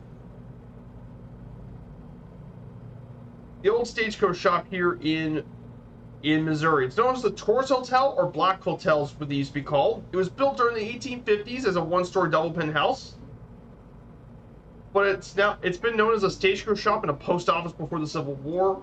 However, it was purchased in 1870 by Alexander Brand and turned it into a second two-story building. And for the next 110 years, it turned into a hotel and tavern. And it hosts soldiers from both world wars, the Korean Wars, and the beginning parts of the Vietnam, along with many of the tourists. However, the hotel deteriorated in the 50s and 60s, and it continued to deteriorate for the 70s. But thankfully, a lot of people have been fundraising to rebuild the hotel and to make it much nicer.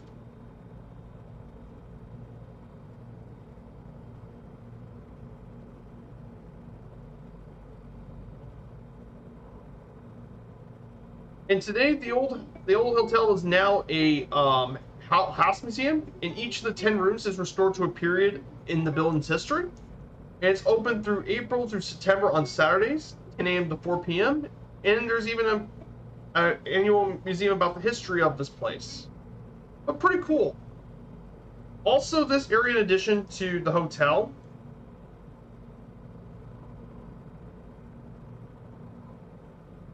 also features there's a rock called Frog Rock, which is another Route 66 attraction in Waynesville, and there's also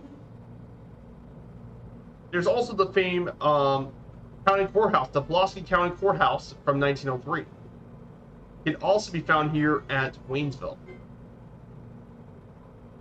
So just some historical stuff. Just doing what I do best with history.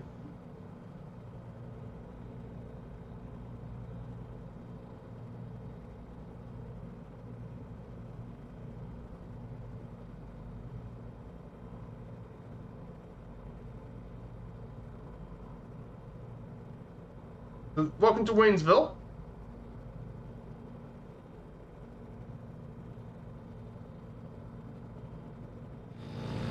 So this here is Waynesville, Missouri.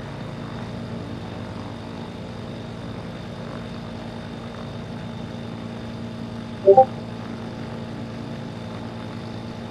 here it is. Here's Waynesville. This right here is where the old stagecoach is built around. And you can also see the courthouse and all that, where it would be if it had programmetry.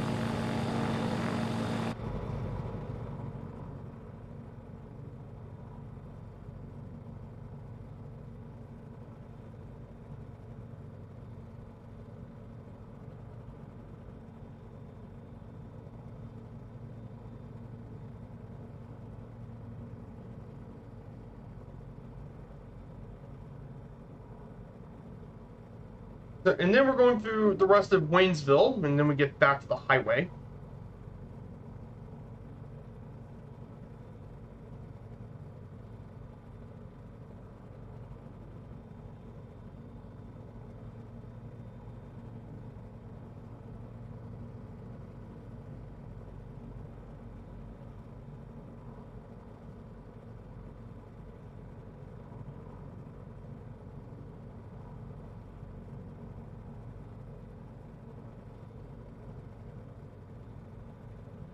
So yeah, that's basically what's going on.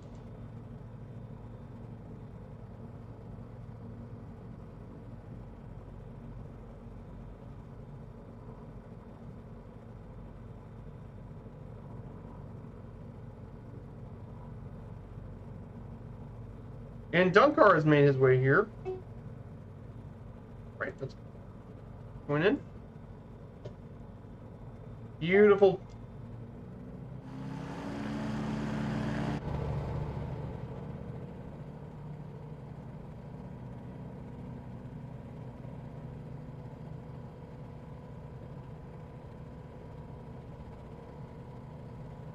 Just nice, relaxing cruise in the kit box. Nice and relaxing, don't have to worry about too much.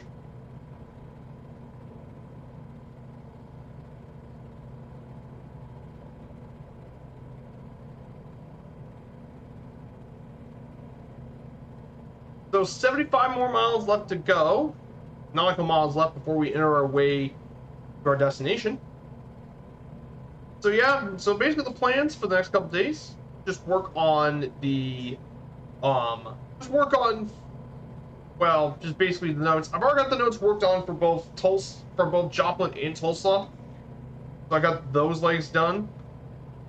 So I'll be getting ready to show them off on Wednesday, the notes.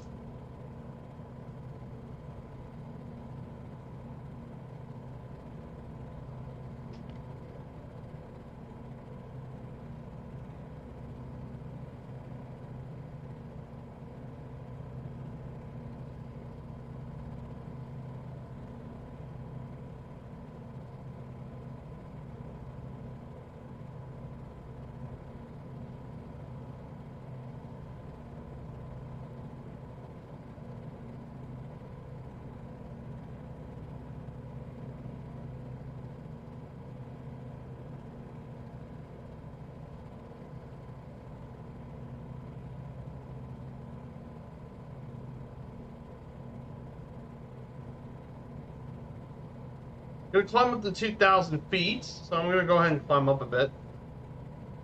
We're a little too close to the ground.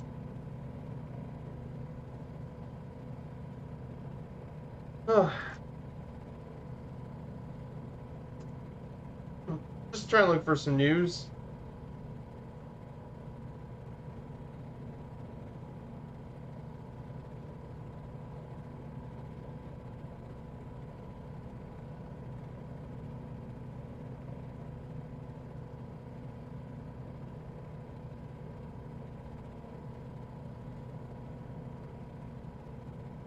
So let's see some news and all that as well.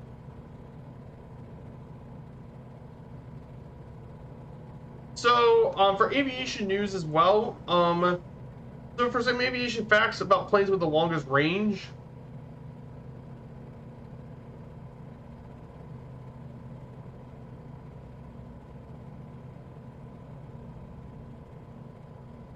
The plane with the longest range is the A350-900 ELR, is the longest range aircraft in the world. They said it can go around from New York to Singapore, which is around 9,700 nautical miles for range. But there's a lot of other planes like the Boeings, that.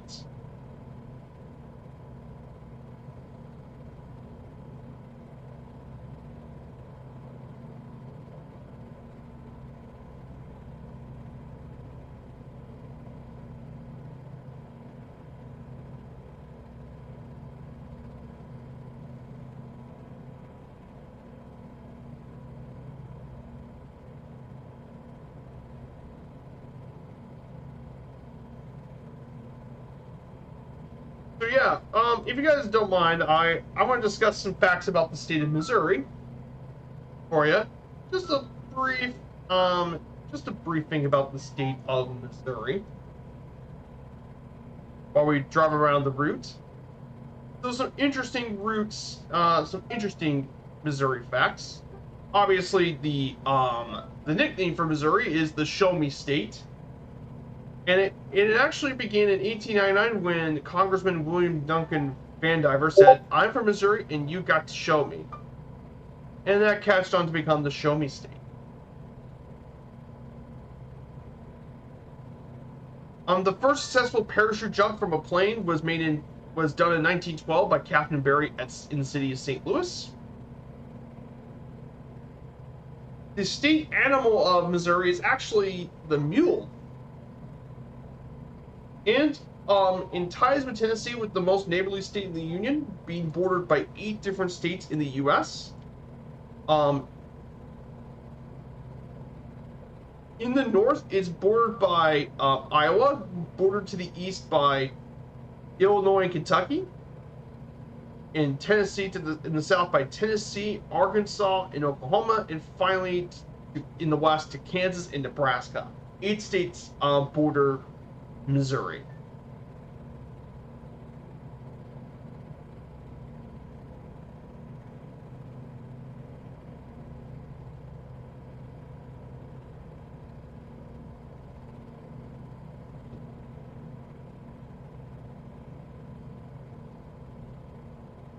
Um, the ice cream cone was invented in 1904 during the St. Louis World's Fair. The famous ice cream cone was invented, and apparently the story went that an ice cream vendor ran out of cups, and he asked a waffle vendor to help out by rolling up waffles to hold the ice cream, and it became known as the ice cream cone.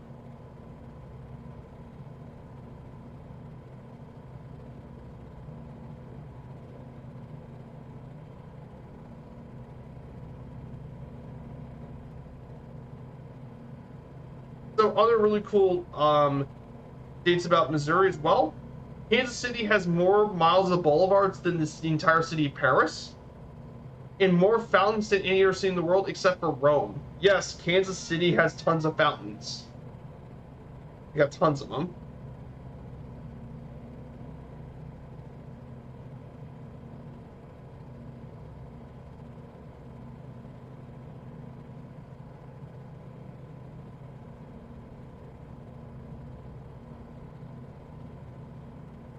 There's definitely some interesting Missouri State facts and history about Missouri.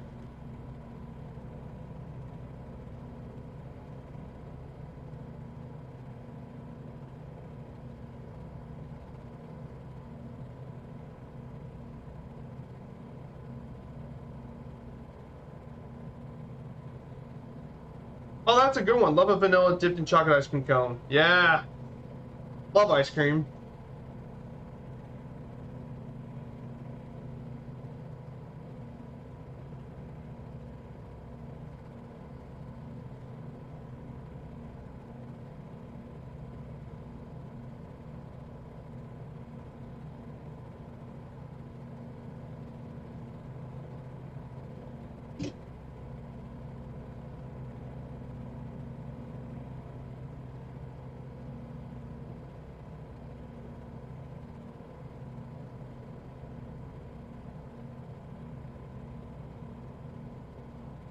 So now we're about to turn left, but the next place we're going to be visiting is Lebanon, Missouri. So Lebanon is going to be the next place we're visiting. So Lebanon basically is a city in Mckinley County, Missouri, founded in 1849. It was named after Lebanon, Tennessee, the former home of many of the first settlers in the city. Lebanon is most famous for being part of Route 66. Mainly, there's tons of motels you can find over in Route 66. There's a couple of historic places like the Ralph E. Burley House, the Joe Knight Building, which is the Knight Drugstore. The Lacley County Jail, the Plugger Moneymaker Place, and Walls House are all historic places. Some pretty notable people from Lebanon, Missouri. They include NASA astronaut Michael S. Hopkins, born in Lebanon. You also have the Register of Treasury William Tiscombe of Vernon.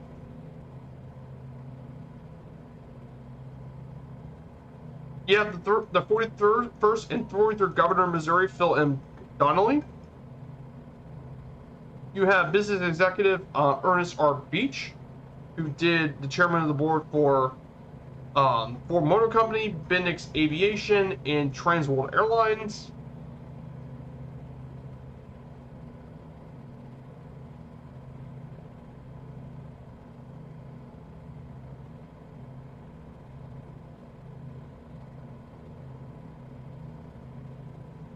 And offensive lineman Justin Britt are all players from Lebanon, Missouri.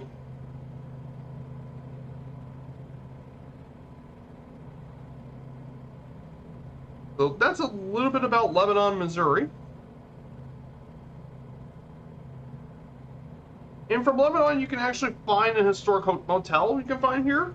The Munger Moss Motel. Built in 1946, it was a in addition to a roadside restaurant filling station, both which are now gone. Only the motel remains. The restaurant was named after Nellie Munger and its original owner, and her second husband, Emmett Loss. The lodgings were originally a 14-room cabin court, an early motel-like accommodation, but now it currently has 44 rooms and 16 efficacies. In 2010, the neon sign, the famous sign that goes on top of it, has been restored by a $10,300 National Park Service grant to preserve much of the historic Route 66. Oh, there's that.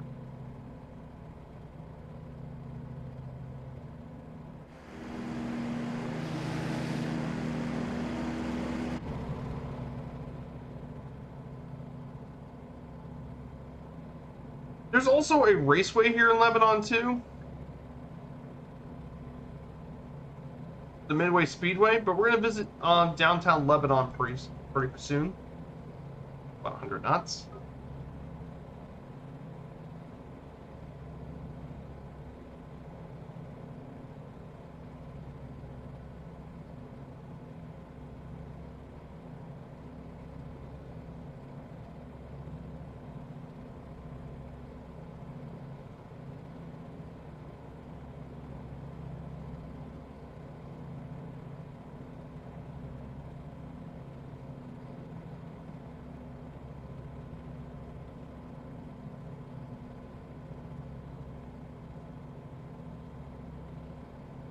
Yeah, really, really cool. So that's a bit about Lebanon. I read somewhere that Missouri is pronounced Missouri by locals. That's a good question by locals. It's Missouri, but is it Missouri or Missouri? Missouri. Yeah, it's Missouri. Missouri, basically.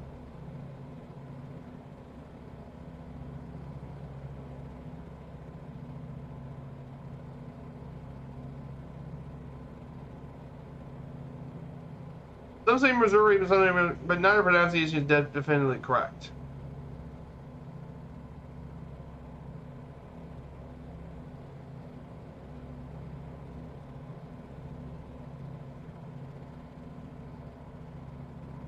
It's Missouri.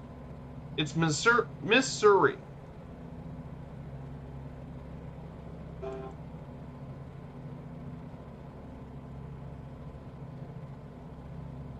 Yeah, it's Missouri.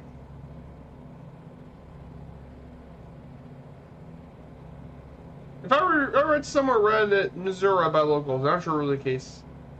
I think it refers to the state or the river. It's Missouri. That's.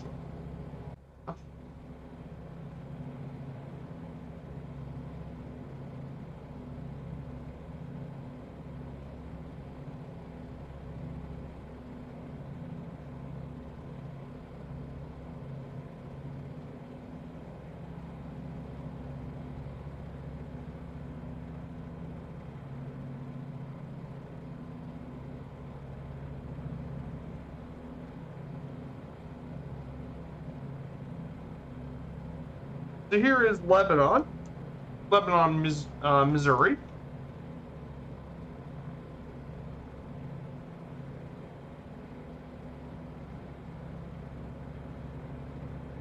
So here's Lebanon, Missouri. So let's go ahead and head downtown. Turn right and we'll head to downtown. What a fun journey, guys. I know it's a little flat, but I mean, we're getting to the base of the Ozarks.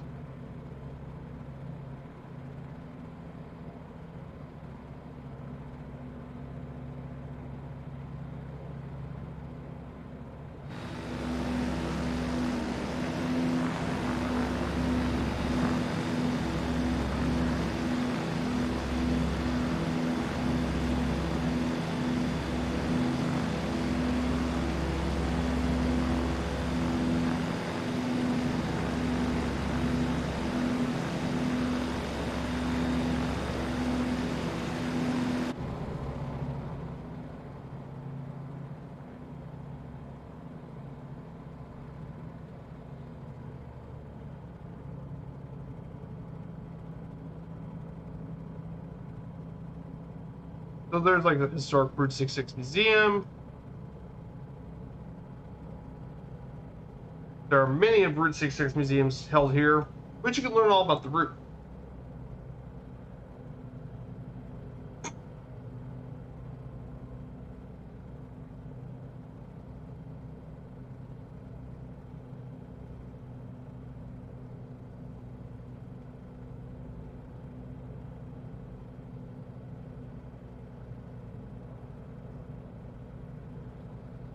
there's much to Lebanon. We can go ahead and head on down. There's also a local airport here, a local GA airport here in Lebanon as well. Kima Lima Bravo Oscar.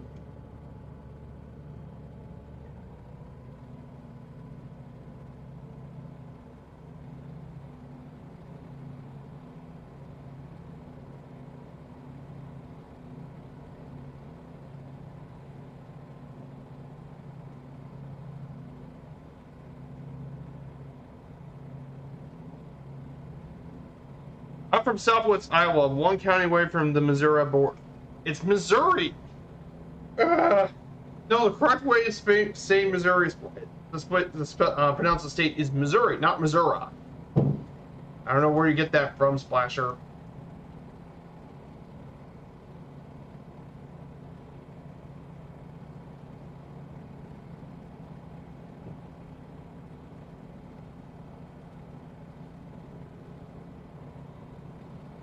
Home of the tracker boats. Ah, yeah, the tracker boats.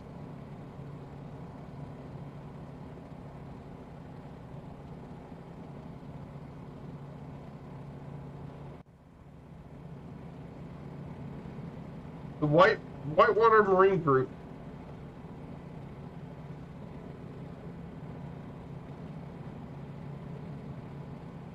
Yeah, Bass Pro Shops is from Springfield. Yeah, we're about to head over to Springfield and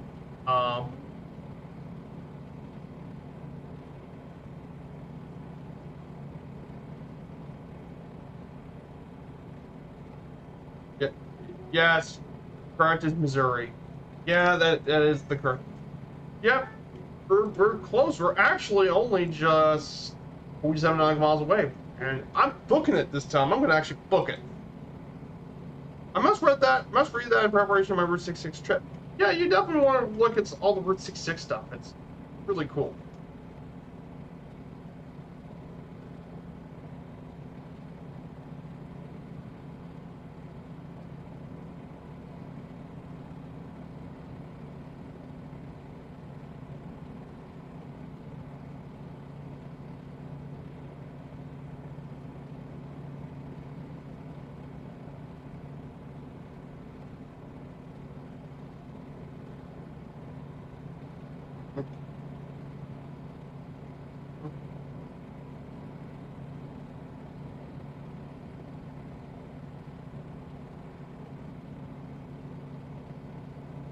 Mm-hmm.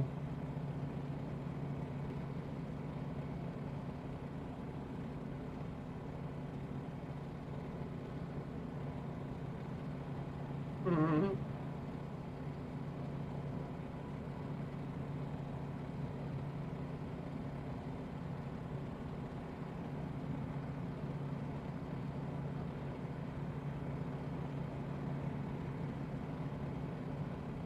Oh, I wonder who's that in the kit box flying with me today. Let's see who it is. Watch out and don't land on the road. Oh, it's Blocks. It's Foxtrot. It's the Blocks. Careful, Blocks. Don't land down there. Not safe. Just like how locals pronounce Louisville, Louisville.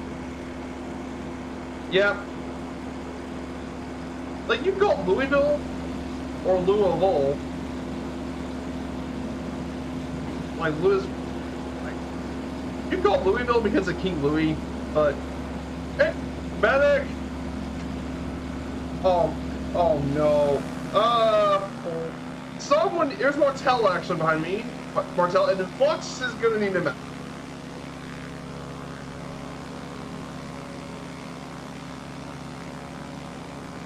Yep, we need a medic for Flux. We need a medic for him.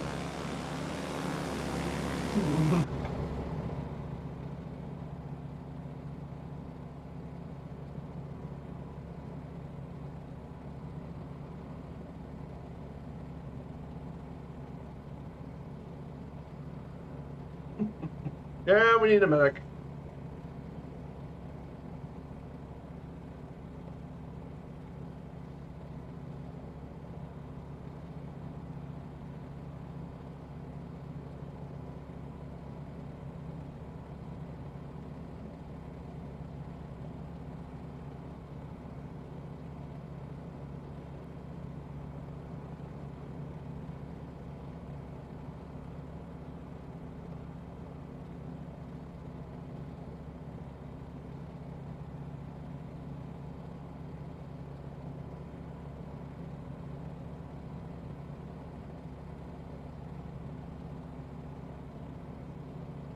Road.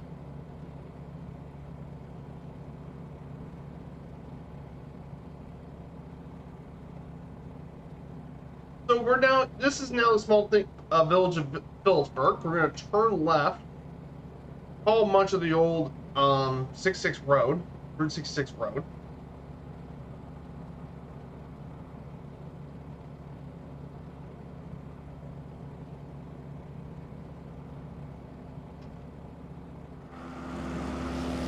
I mean, we're really looking at. But yeah, much of the road we're following is the old Route 66, US Route 66, and parts of the old road.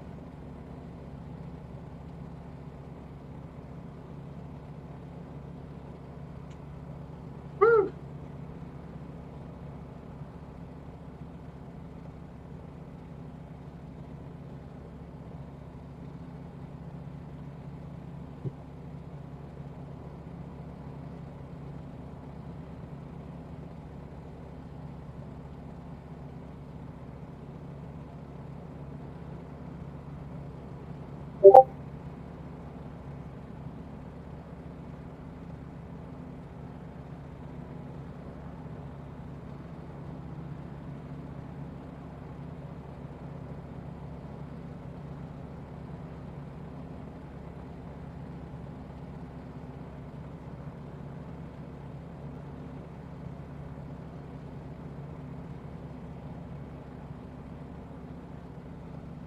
So this is Conway. We're now entering Conway, Missouri.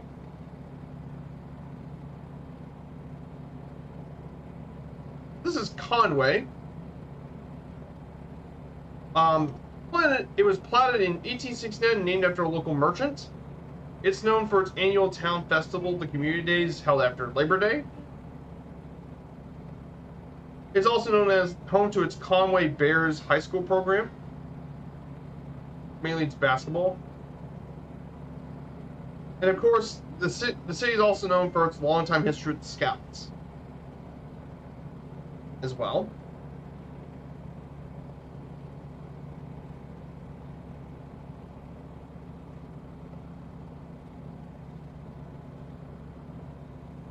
Now we're going to enter into Marshfield, Missouri.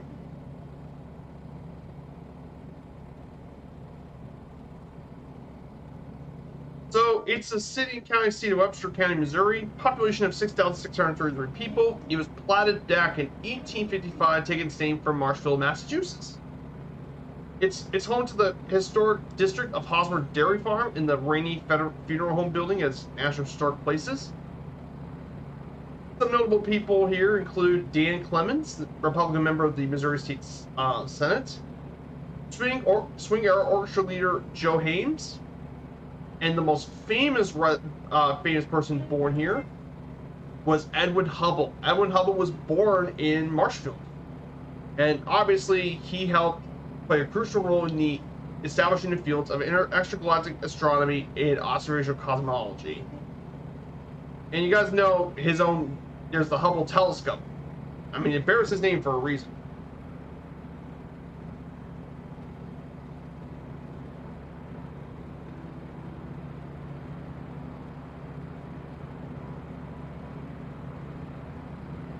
And finally, the last one is the drummer of Mute Math, Garrett King.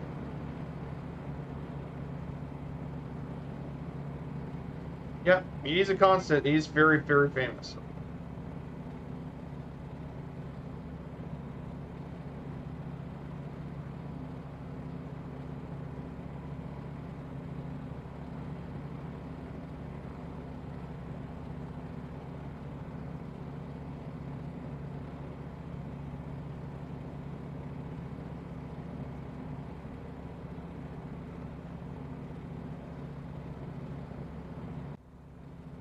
So around this area Marshfield is the Hosmer Dairy Farm District, which used to be home to a dairy barn with silos and a horse barn as well.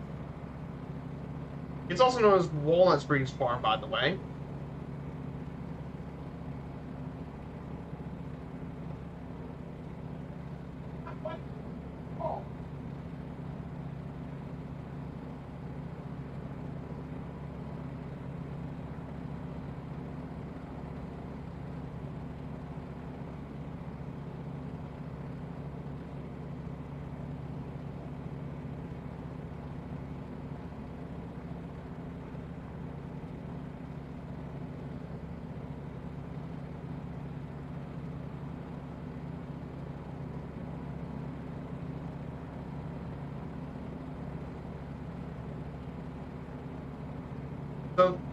We're about to enter there pretty soon. Alright guys, 32 miles left to go. So we have Motel with us. There's Mongo. Hey Mongo, I see you.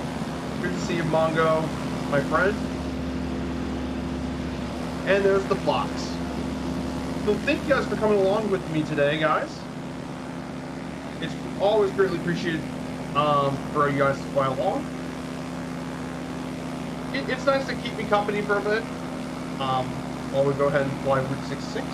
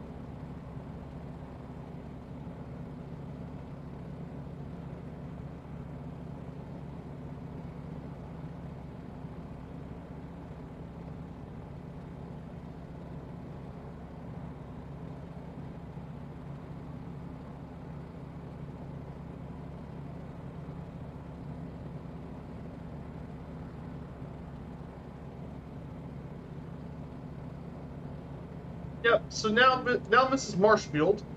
So welcome to Marshfield, Missouri.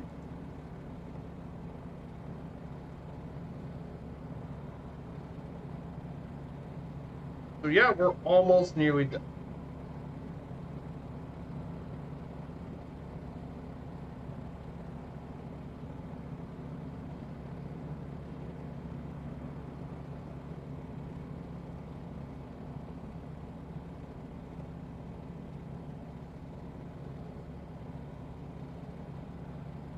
Yep. There's Marshfield to our around us.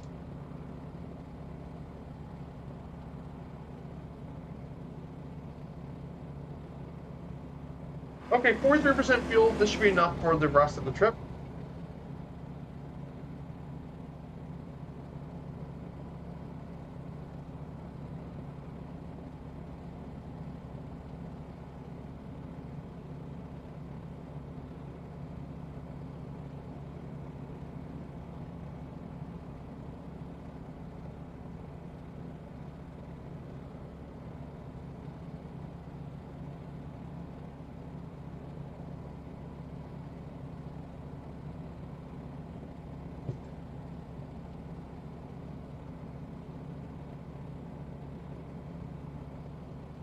Yep. So I'm going to go ahead and talk about Springfield a bit. So Springfield, Missouri, for you guys who don't know, is, well, one of the largest cities in all of Missouri. And yes, guys, do not confuse this for Springfield, Illinois, by the way. I mean, both have the same name, but the difference is different dates. But Springfield is Missouri's third largest city with a population of 481,483 people in its metropolitan area. The city itself is around 169,000 people. It's the fastest growing metropolitan area in Missouri. Its nickname is obviously the Queen City of the Ozarks, because you know its proximity to them, as well as the 417, the area code.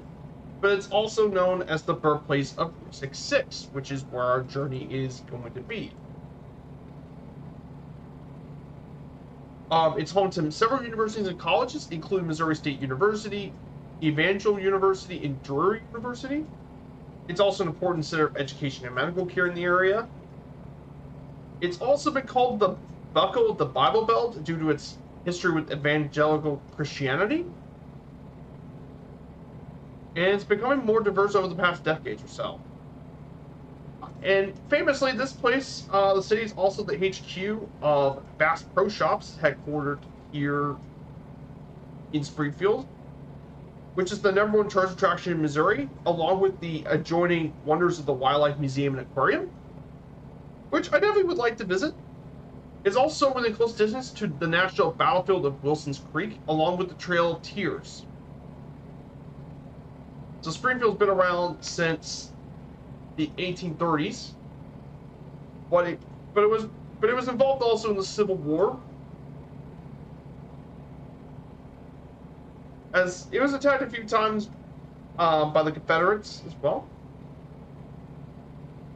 It's also a major part of country music. Springfield's also been a major part of country music with the Ozark Jubilee and its spin-off series. And many of the biggest names in country music have visited Springfield during the time. Close on strip clubs, LOL. Yeah. Yep. And it's home to several historic theaters like Leonard's Theater as well. It's also home to the Ozark Hillbilly Medallion, as it's the Hillbilly of the Ozarks. And of course, there are many different landmarks around here, like the Leonard's Theater. You have the Park Central Square. You have the Route 66 marker, the historic Trail of Tears historic trail, and more. And how about the Hickok Tutt shootout site between Wild Bill Hickok and Davis Tutt of pistol duels? It's home to many sports teams, including the Texas League Springfield Cardinals. Well, there are quite a few historic areas, and if you want to talk about some notable people of Springfield, Missouri, there's plenty of politicians and literature guys, but I'll think about some of the most notable people. They include Major League Baseball star Ryan Howard, was born here. Obviously, Stan Musial played for the Springfield Cardinals in the 1930s. The Stan Musial, one of the greatest baseball players ever. In terms of athletes, you also have the founder and owner, John L. Morris, the founder and majority owner of Bass Pro Shops, which is, well, the major part of the city. And also the former CEO of Walmart, David Glass, was from around here. Obviously, you have Oliver Brown, who's the plaintiff in the Brown versus Board of Education. He was from Springfield. In terms of musicians, you have Bob Barker, the game show host of Price is Right, and he held it for nearly for 55 years, was the host of The Price is Right. He was from there. John Goodman attended Missouri State University. He's a well-known actor.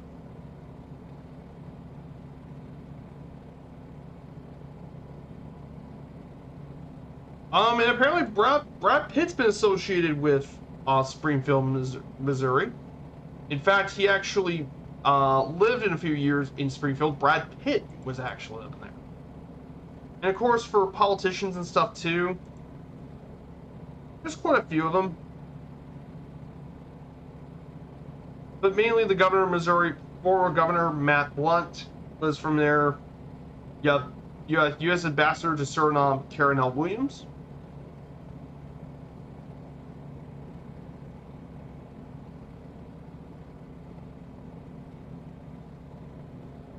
And NASA astronaut Janet Cavandi. So yeah, quite a few notable people from Springfield. Oh, it started from a back room in a gas station. Really? That's cool. Yes, Fam lives there. Dan the Man, greatest first baseman. Yes, Dan Musial is one of the greatest is still one of the greatest Cardinals of all time. Definitely one of the great Cardinals of all time. Dan Musial, 24-time All-Star. He's an absolute legend.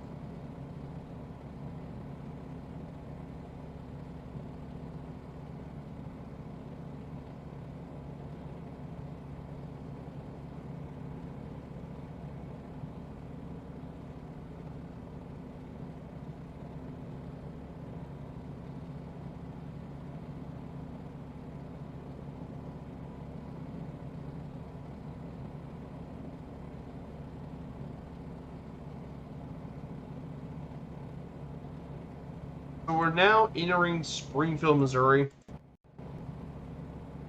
So yeah, we're just about here. There's Springfield. There is Springfield, Missouri.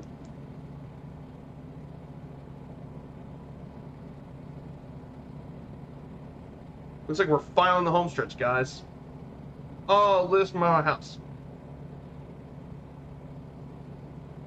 So the first landmark we're going to be visiting is the Pythian home in Missouri, known as used to be called the Pythian Castle.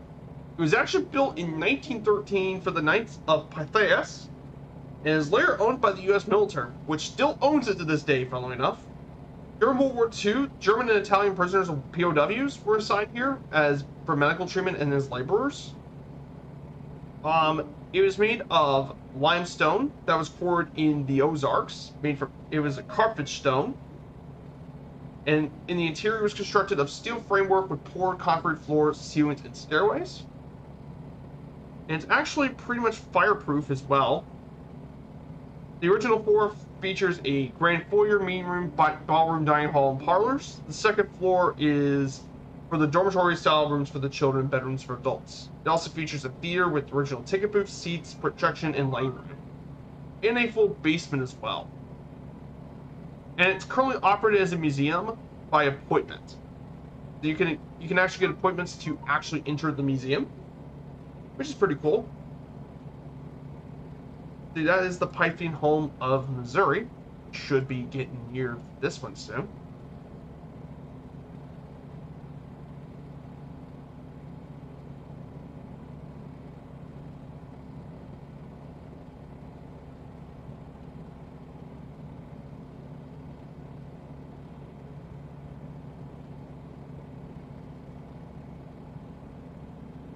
So we should be getting near the castle soon. There's also Springfield Downtown Airport.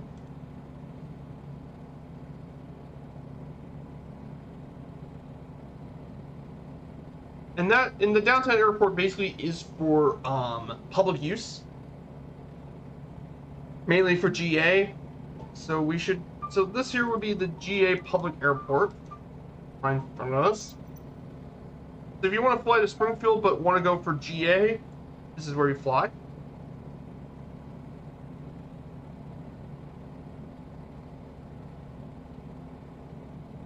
Speaking of university, is there a joke that since I don't get? Are they robots? No, robots have feelings. They're graduates of Arizona State.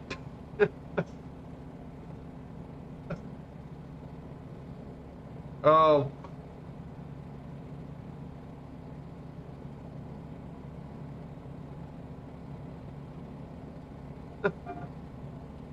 I don't know the joke.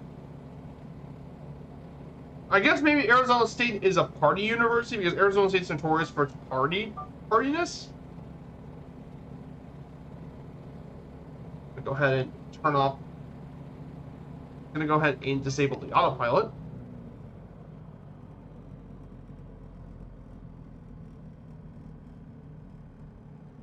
So I'm gonna turn off the autopilot here so we can. There's Evangel University down below us. There is Evangel University down below, and the Pythian Castle should be right over here. Here it is. Here's our first landmark, Pythian Castle. There it is. There she is. There's our castle. The famed Pythian Castle. Yeah, get rid of any of the name calls. Just for a moment. Here, there's Pythian Castle right here.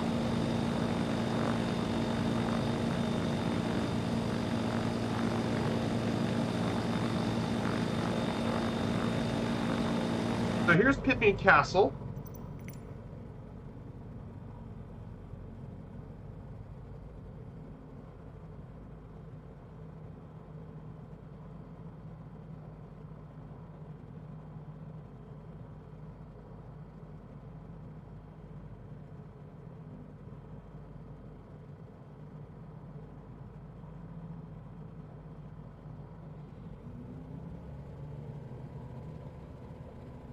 So now we get to another ball. It's actually a minor league ballpark, by the way.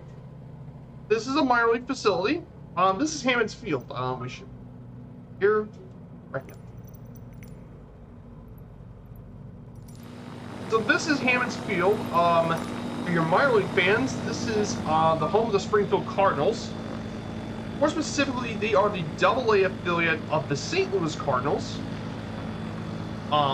This minor league stadium is around 7,986 people. Completed in 2004. It's also home to Missouri State baseball, and it's unique for its baseball-specific outboundings, which is bounded by two large buildings on the outside of the wall. So, if you go over here, you can definitely see the buildings. So right field, there is two buildings right over here by the wall. And yeah, sometimes balls can land on the roof if they have been hit hard enough. Which definitely is really interesting as well. Most ballparks don't usually have this, but Hammond's Field is no ordinary ballpark. Yep. That's that. It's also got to feature a little bit of downtown Springfield. And then we should be flying over next. This is Missouri State. Missouri State. Missouri State is our next destination here. So founded in 1905, it is 22,000 people. It's the second largest university in the state behind, well, the University of Missouri, obviously. Offers more than 150 graduate majors in 45 programs, and they're known as the Missouri State Bears, and they participate in Division I athletics.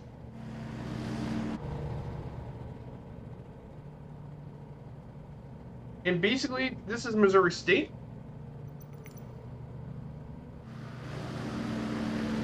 This here is the campus of Missouri State. You have the basketball program, and this is where the football program, the Missouri State Bears,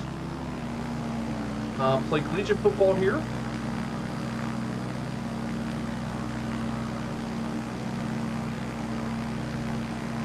Really cool shot.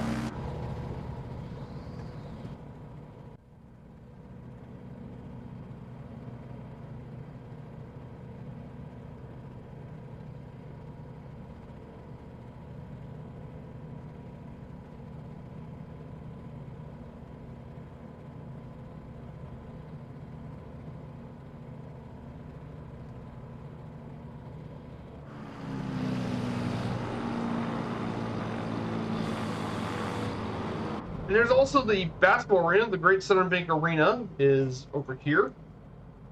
And that's home to Missouri State basketball. There's the Missouri State basketball arena.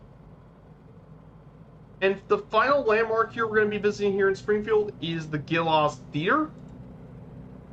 This historic theater has been a major part of Route 66. It was built by Emmy Gillows of Montet, Missouri. He secured a 100-year lease on it, and after many prosperous years and not so prosperous years, it offered its last show originally in 1980 as an opera. However, it was restored back in 1990, and it's completed in 2006, and it's since been a very resurgent theater. It's been a top event venue by many magazines and all that, and has regained much of its former popularity here in Springfield. So yeah, pretty cool stuff, and we're about to head to our final stop here, and it's at Springfield Branson National Airport. It is the main airport here at Springfield, opened back in 1945 as Springfield Green Airport. However, it was renamed Springfield Branson Airport because of the rise of Branson as a tourist destination, and often a lot of people land here. And it's competing against the Branson Airport, which opened in 2009. But currently, the airport has nonstop flights to 15 U.S. cities, which include Austin, Las Vegas, L.A., Orlando, Phoenix, Springwater, Charlotte, Chicago, Dallas, and Atlanta and Houston. Are all cities that serve Springfield Branson. There's also a Army Air National Guard facility as well, the 35th Combat Aviation Brigade. also operate from the airport because this is also a military thing too.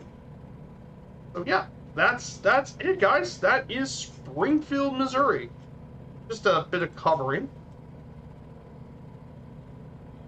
We're gonna turn right.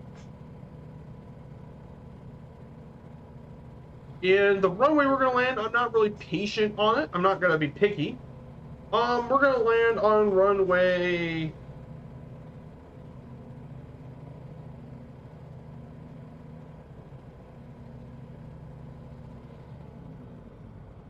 I guess we can land on runway. I guess we can land on runway 32. So 32 is our landing for today's trip. Exclamation point, predict, and do a negative number. And let's see the bot work. Let's see the bot's working.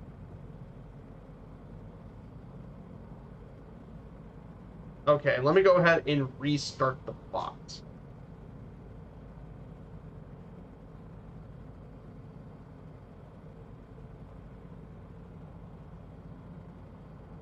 Bot has been restarted. Let's...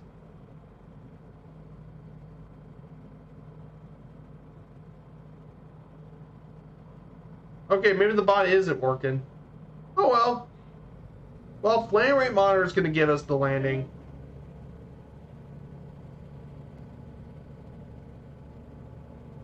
Just landed, predict, negative. Alright. Wow, guys, that is awesome. That was a lot of fun today. Thank you guys so much for coming today. The new follows, the new people in chat.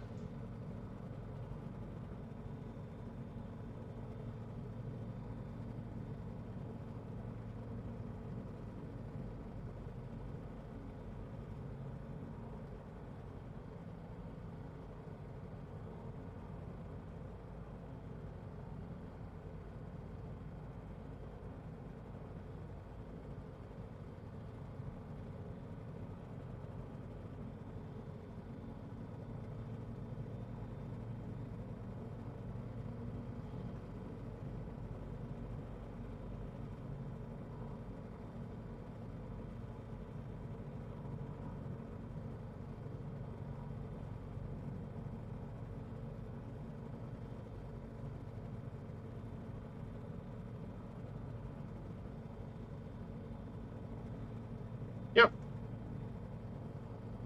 All right, guys. All right, let's go ahead and pull the flaps. And with the flaps down.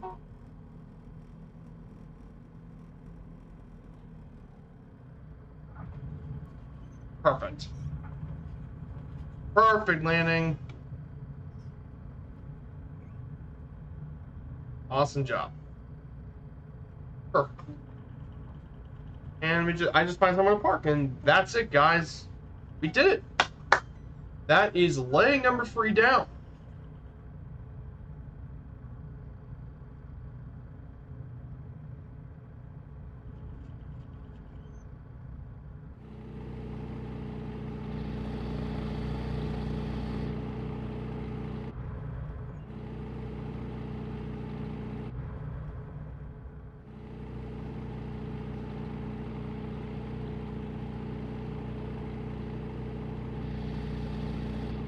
There we go.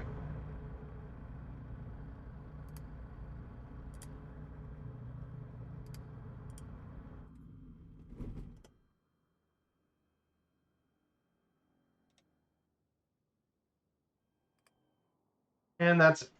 Well, that's it, guys. That completes today's trip. Wow, guys. Awesome job, guys. And we're now here in Springfield, Missouri. And now that is leg 3 completed. 3 legs down, we still got 11 more to go. So, okay, guys, this is the end of the stream. While I go look for someone to raid, I'm going to go ahead and talk about the next week's plans. So, this week, on Wednesday, we'll be back in the air. I'll be taking the Tiger Moth. We're going to actually do we're going to cross out 2 legs of the trip.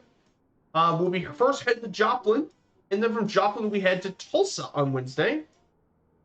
And then on Wednesday stream, we'll be taking out the ultralights again. We're gonna take something nice and slow, and we'll head from Tulsa to Oklahoma City. And that will do next Sunday. So guys, thank you so much. And I think I know who we're going to stream today. We're going to raid Two-Toe Murphy. He's actually on Sunday. And obviously, if you guys don't know who the Two-Toe Murphy is, I mean, he is probably my favorite Irishman. So guys, thank you so much, and see you guys Wednesday. You're all legends. Take care, everyone. Hope you all stick around for the raid. Bye.